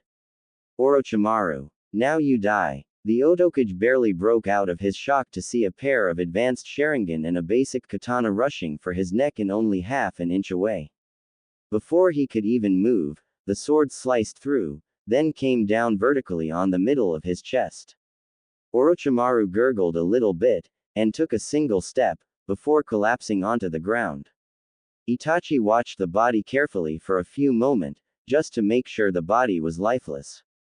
It was. As the new Sannin was about to take the head as proof of his kill, a sound made him look around. Seeing no one, he looked down again. The noise happened once more. It was the sound of a thud on a hard surface. Itachi started looking around again, determined to locate the origin. A final noise was heard, but it was different. It was the sound of wood breaking. Itachi whirled around to find himself looking at him in the eyes with an angry glare on their face. The person spoke, mind telling me exactly what the hell is going on here? For the first time in his life, Itachi went pale. Oh Kami. Naruto and Sakura caught up with Sasuke just as he unleashed his third Chidori upon Gaara. Once completed, Sasuke fell to the ground, exhausted without chakra. As Sasuke fell to the ground, Gaara screamed with rage and dashed towards the prone Uchiha. That was Naruto's cue to enter the fight. Making sure that Sakura was safe, the fox boy used his inhuman speed to get to Gaara, then crashed his leg into the side of his head. As he stood, Naruto could feel all eyes on him, especially from Gaara, who seemed to be shaking in rage. Sand began to blaze around them in huge amounts of speed, making the sound of sandpaper rubbing together. Naruto, hand gripping the large sword on his back, waited for Gaara to finish whatever he was doing. Kid, that kid is not ordinary. I sense demon chakra in him. He's a vessel just as you are. Like me. Then I'll fight him and make sure that he doesn't hurt anyone. Very well, Kit. Good luck. Bringing himself back into the real world, Naruto noticed that Gaara had finished his transformation. Now both arms were made into claws and there was a single tail swishing behind him. Half of the sand nin's face was transformed, and there was a demonic eye glaring at him, the star-like pupil spinning furiously. Seeing the scared look on Sakura's trembling face, Naruto formed a seal and muttered a sleeping genjutsu on her, making her fall unconscious. He scooped her up and gently placed her next to Sasuke. In a deep and evil voice, Gaara yelled, "Who are you?" Naruto decided to take a chance and bowed. I am Uzumaki Naruto, and I am here to ensure that my friend's safety. You are probably unfamiliar with me as a person, and I don't know much about you, but I know other things. You are a vessel, and judging by the one tail you have, I am guessing you hold Shukaku. Am I correct? May I speak with him for a moment?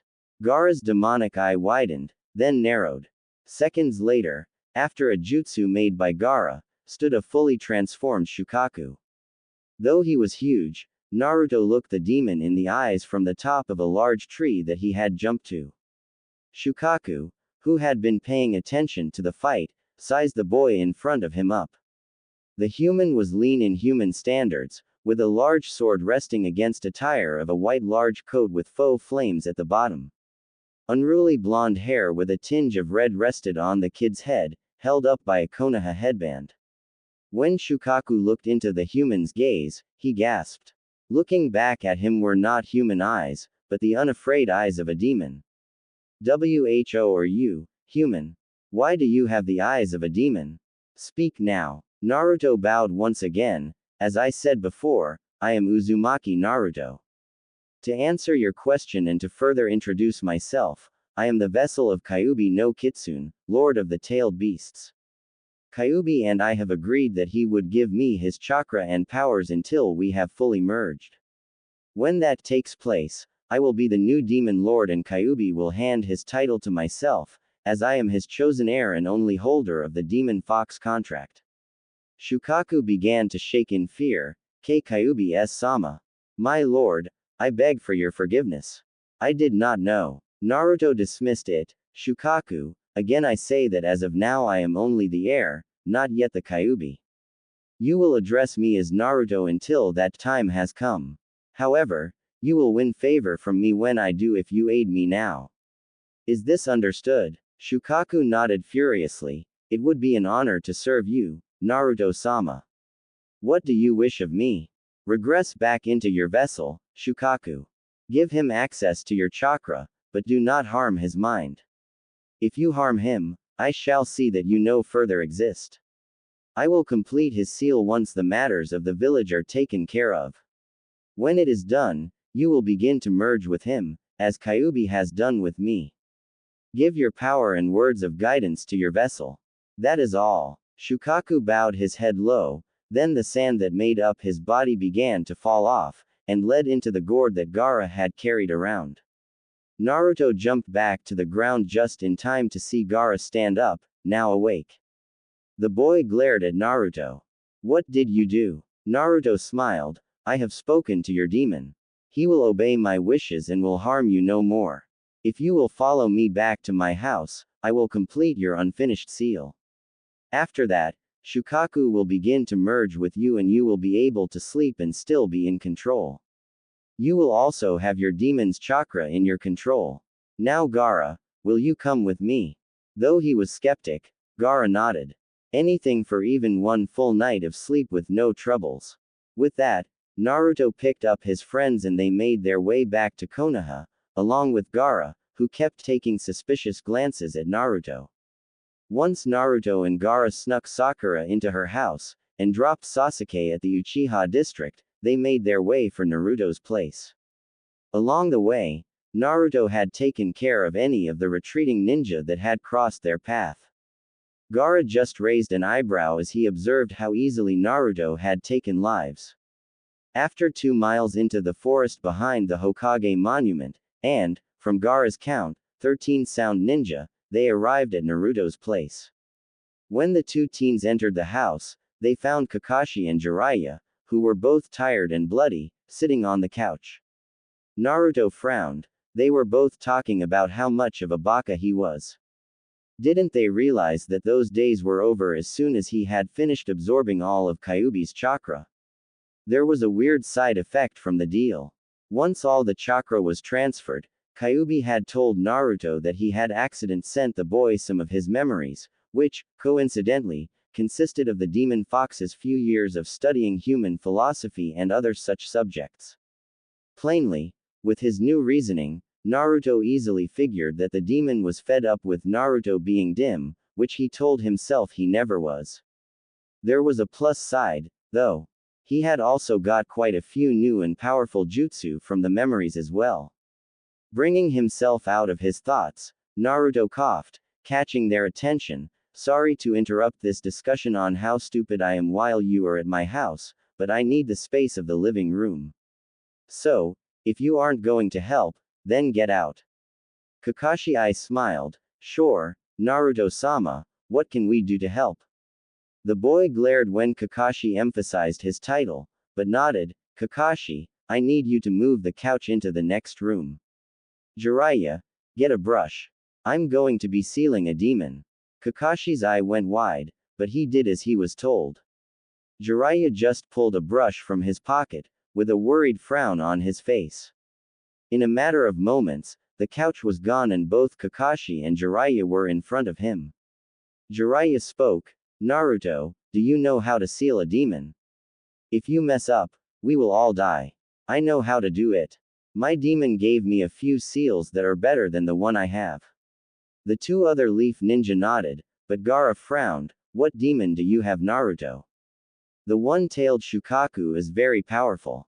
Can you do it? Naruto grinned. Of course, since I hold the nine-tailed Kyuubi. Now lay down on the floor and generate a little bit of Shukaku's chakra, but only enough to show your seal. In shock, Gaara did as he was told, too afraid to disobey, since Naruto held a higher demon and even had his own demon under his command. He felt a brush move around his seal, wet with what he figured was Naruto's blood. Soon, Gaara could feel that there were seals all around his upper torso and arms. Jiraiya and Kakashi watched in awe at how fast and skillfully Naruto worked with the brush, slashing his arm every few seconds to get blood before it healed again. Though he was fast, it took Naruto around 5 long minutes to finally finish. Setting down the brush, Naruto breathed out a sigh as he looked over his work for any flaws that he might have made. There were none. Sitting up straight, Naruto made the ram seal. After a few seconds, small streaks of red chakra flowed around his body, visible to all those around. Looking at Gaara and nodding, Naruto placed a single finger on the center of Gaara's seal and activated it. Immediately, all of the sand that Gaara had been using for years lifted into the air and rammed into the seal and was sucked into the boy's body. A flash of light came out, then faded away. Naruto could see that Gaara was whimpering a little bit and didn't blame him. This had to be painful. Naruto and the other two leaf nins watched as the seals that Naruto made began to shrink into the seal that was already there. When it stopped, the seal looked exactly like Naruto's. As the seal completed, Gaara's sand started to come back out of his body. However, it was changed. Now, it was as black as night. As the last jet of sand came out, Gaara's body collapsed as he went unconscious. The sealing was complete. Naruto sighed in relief and ushered out the other two ninja into the other room. Closing the door behind him, Naruto spoke to them both. He is safe from his demon now. Already, Shukaku is merging with Gaara as Kyuubi and I have done 3 weeks ago. However, as mine has taken all this time and still won't be done until a few more days, Gaara will be fully merged in a couple days' time since his demon only had one tail. He'll wake up fully merged, since I doubt he'll wake up anytime soon with all those years of no sleep. Kakashi was already reading his dirty book, since the interesting events were already done. He waved his hand in response and walked out of the door. Jiraiya nodded, then followed Kakashi, asking which parts he liked best. Naruto's sweat dropped. How can they be this perverted with all the cool things he did? The question was never answered as Itachi and a normal brown-haired ninja came through the door. Naruto raised an eyebrow as he noticed how Itachi was freaking out. Itachi, what's wrong? And who is this? I've never seen him before. Itachi looked at the guy beside him. Go ahead and drop the henge. Show Naruto who you are. The ninja nodded, and complied. Naruto looked on in curiosity as the smoke cleared. Starting at the feet, there was nothing weird there. Looking further up, Naruto began to get mad. Who was this guy to take Naruto's? Looking finally at the man's face and about to yell at the guy for stealing, Naruto's eyes went wide. Feeling suddenly faint, the only thing that came out of his mouth before going unconscious was only a whisper. Yondaime. When Naruto awoke a few hours later, he looked around the room. He was in his room. No doubt Itachi put him there. Only Itachi knew which room in this giant house was his. Naruto pulled his arms back and crosses then behind his head, attempting to think for a while.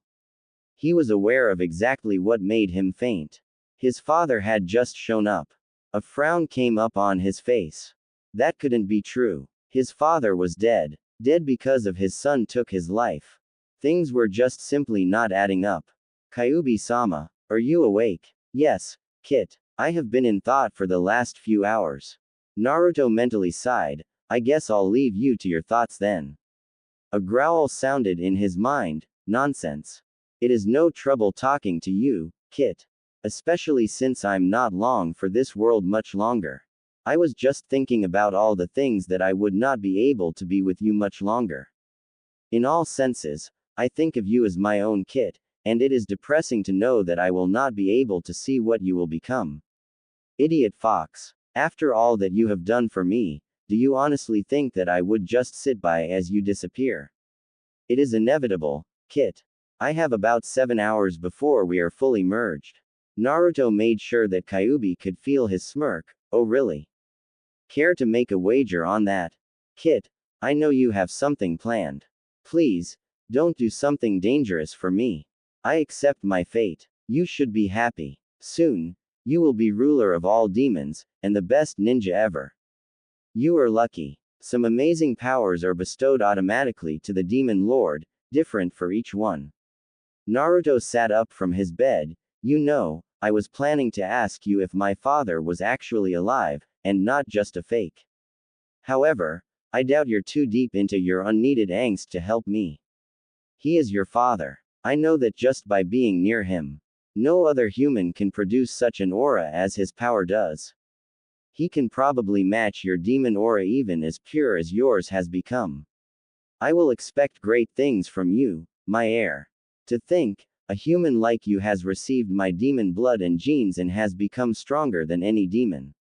It prides me to know that I have helped make what soon will be talked about for generations. Naruto smiled warmly. Thank you for your kind words, Kyuubi-sama. I will talk with you soon. Naruto moved to his dresser and felt around the side.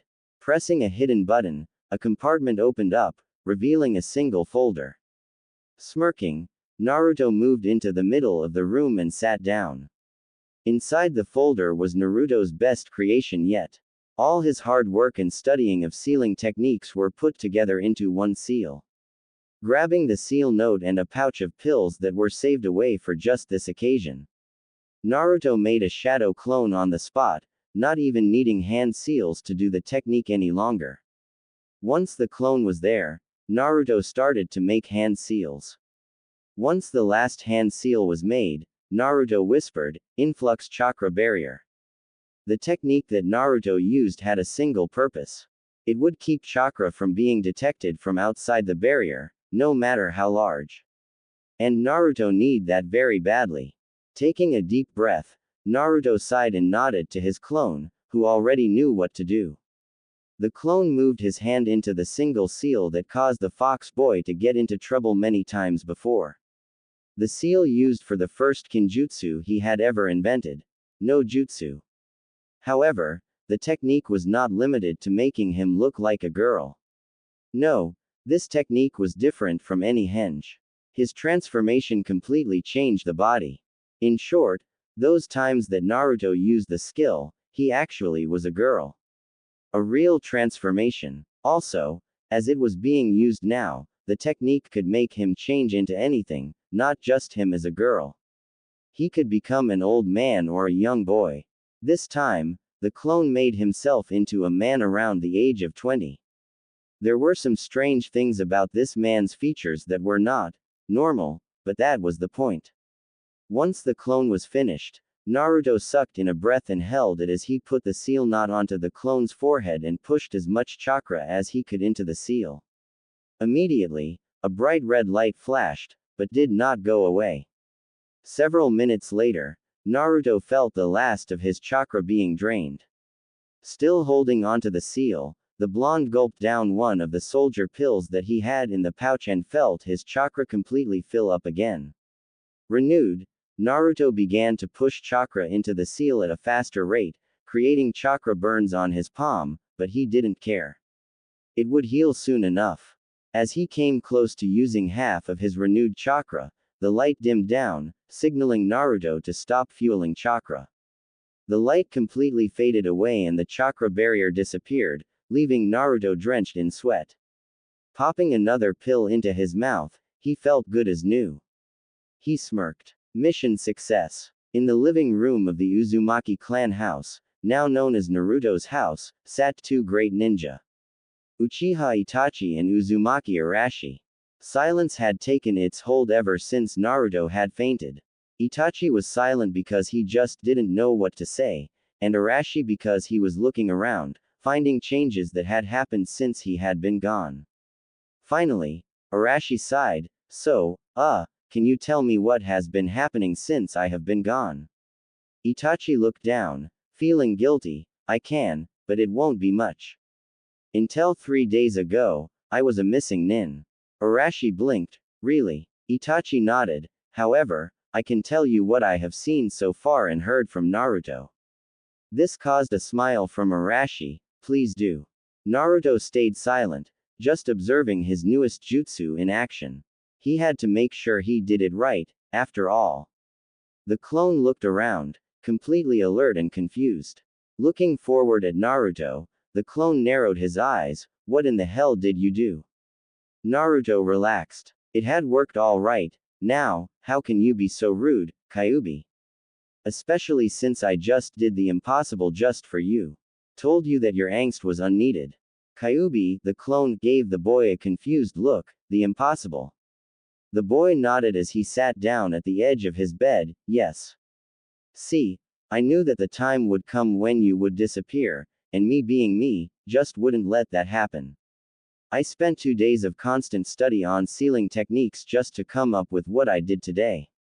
And what, pray tell, did you do? Kyuubi received a foxy smirk before his question was answered. I gave you a new chance at life. First, I simply made a shadow clone and had it transform into the person you are now. Second, was the hard part. The seal I created and used then had 3 main functions that will remain with you for the rest of your life. The first function was that it made the clone into a real body.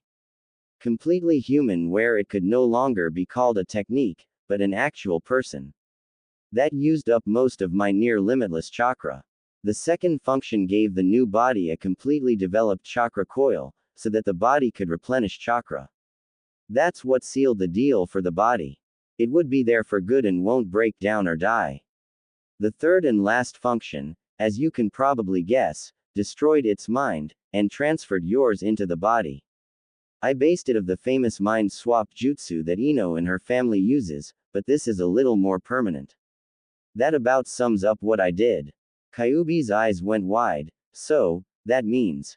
Naruto grinned. Exactly, you're here for good. Congrats. Although, there are some things I need to tell you first.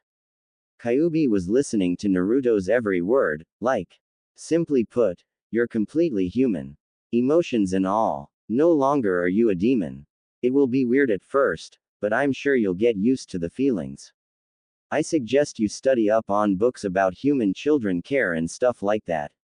Then, human anatomy for a grown male. They will tell you in detail how your body functions and what limits the human body has. Unlike demons, humans need to sleep almost every day, and eat proper food to be able to function at its best. I'll make sure to be around and guide you until you know enough to do it on your own. Kyuubi nodded. He was actually memorizing every word.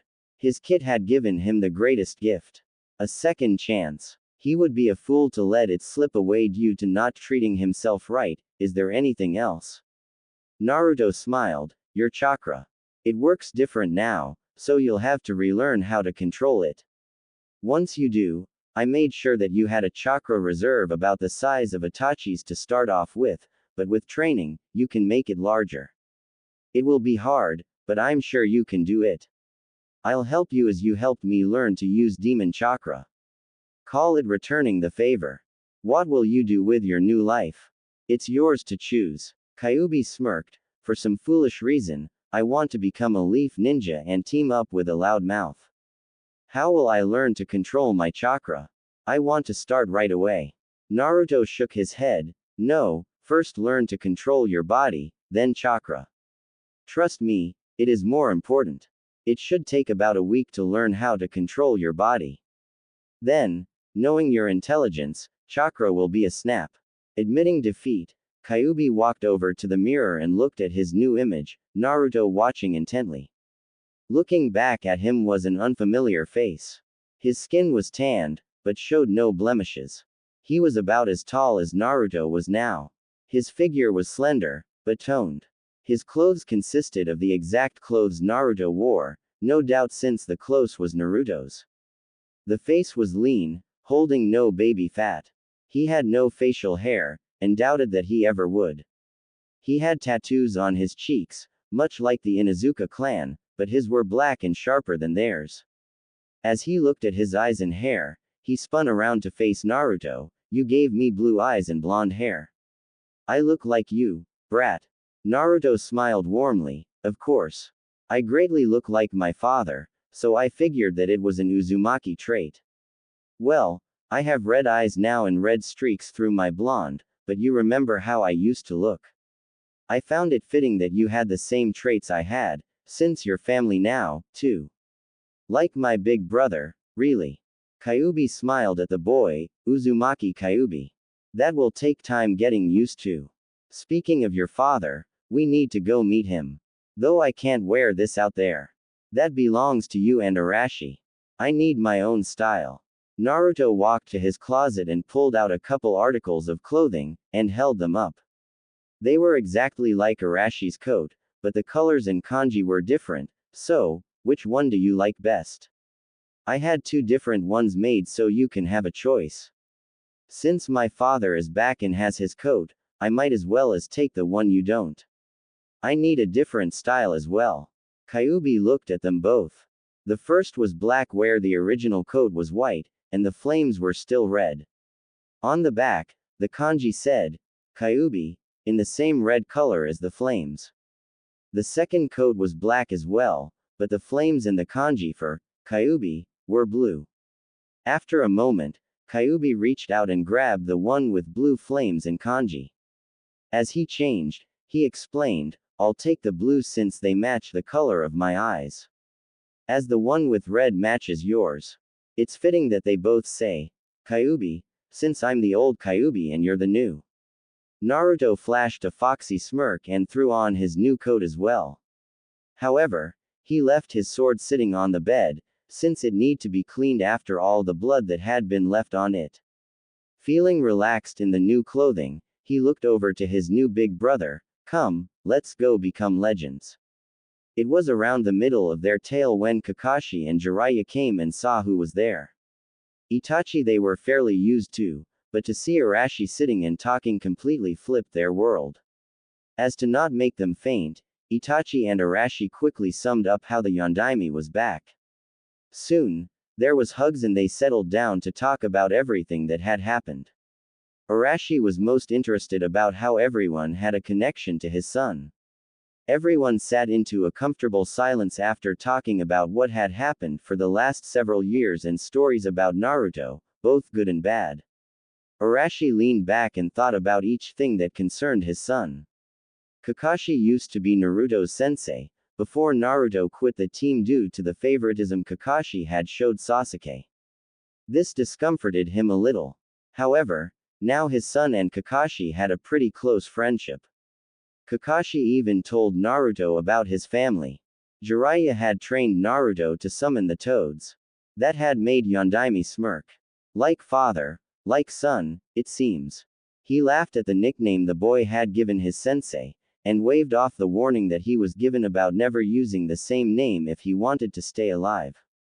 The surprising thing was that Naruto had won Jiraiya's place on the legendary Sannin. The boy must be insanely strong to be his sensei. Arashi grinned. Looks like it was time for the long-due family spar.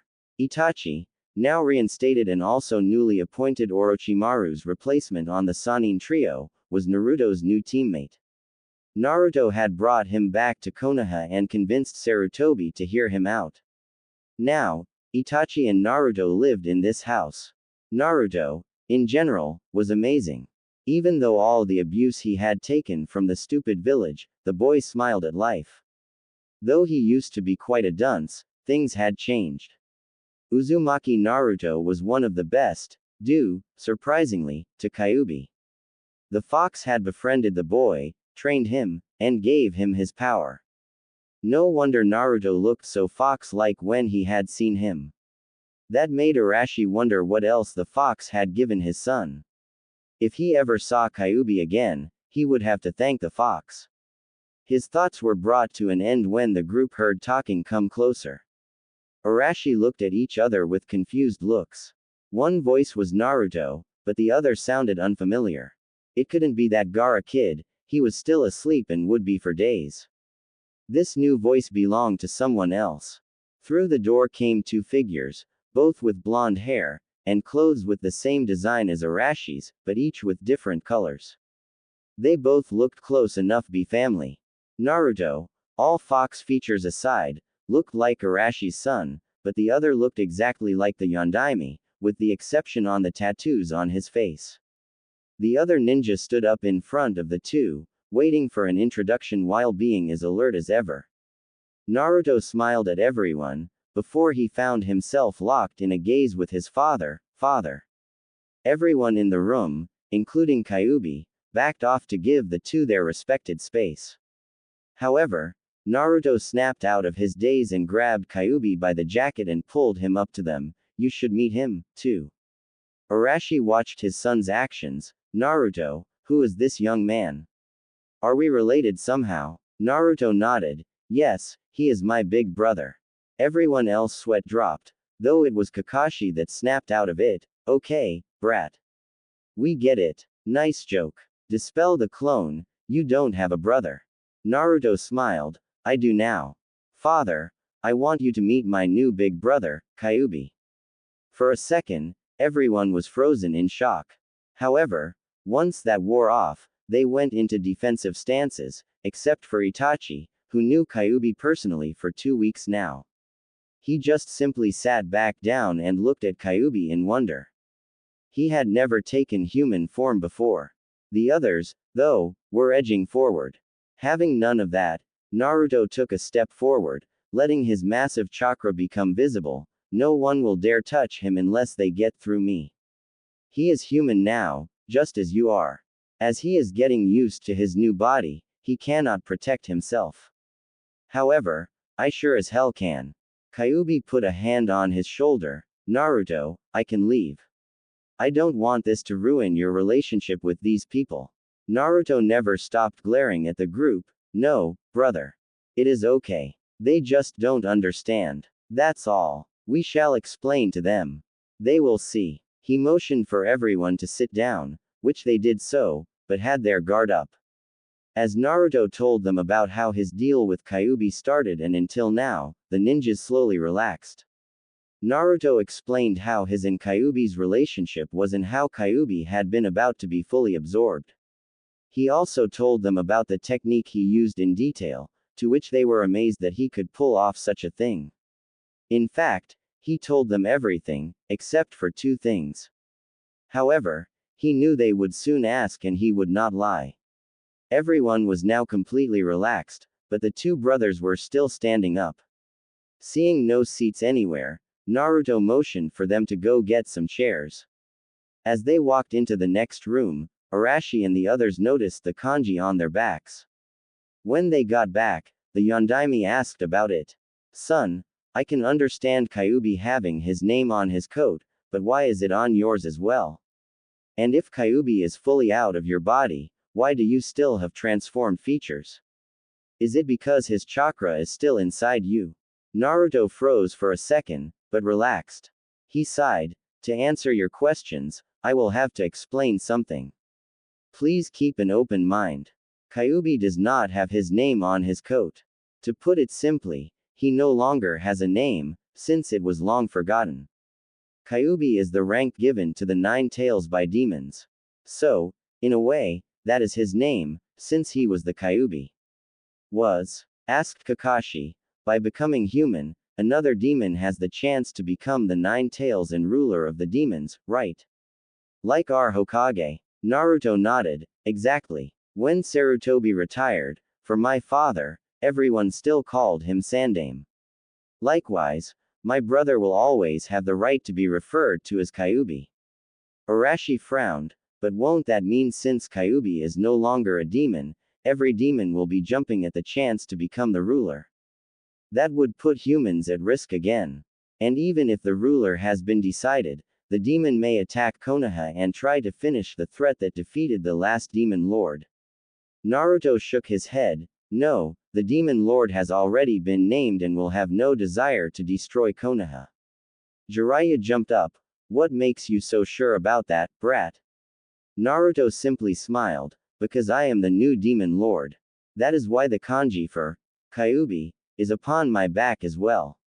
Arashi's eyes went as wide as plates. Son, what are you talking about?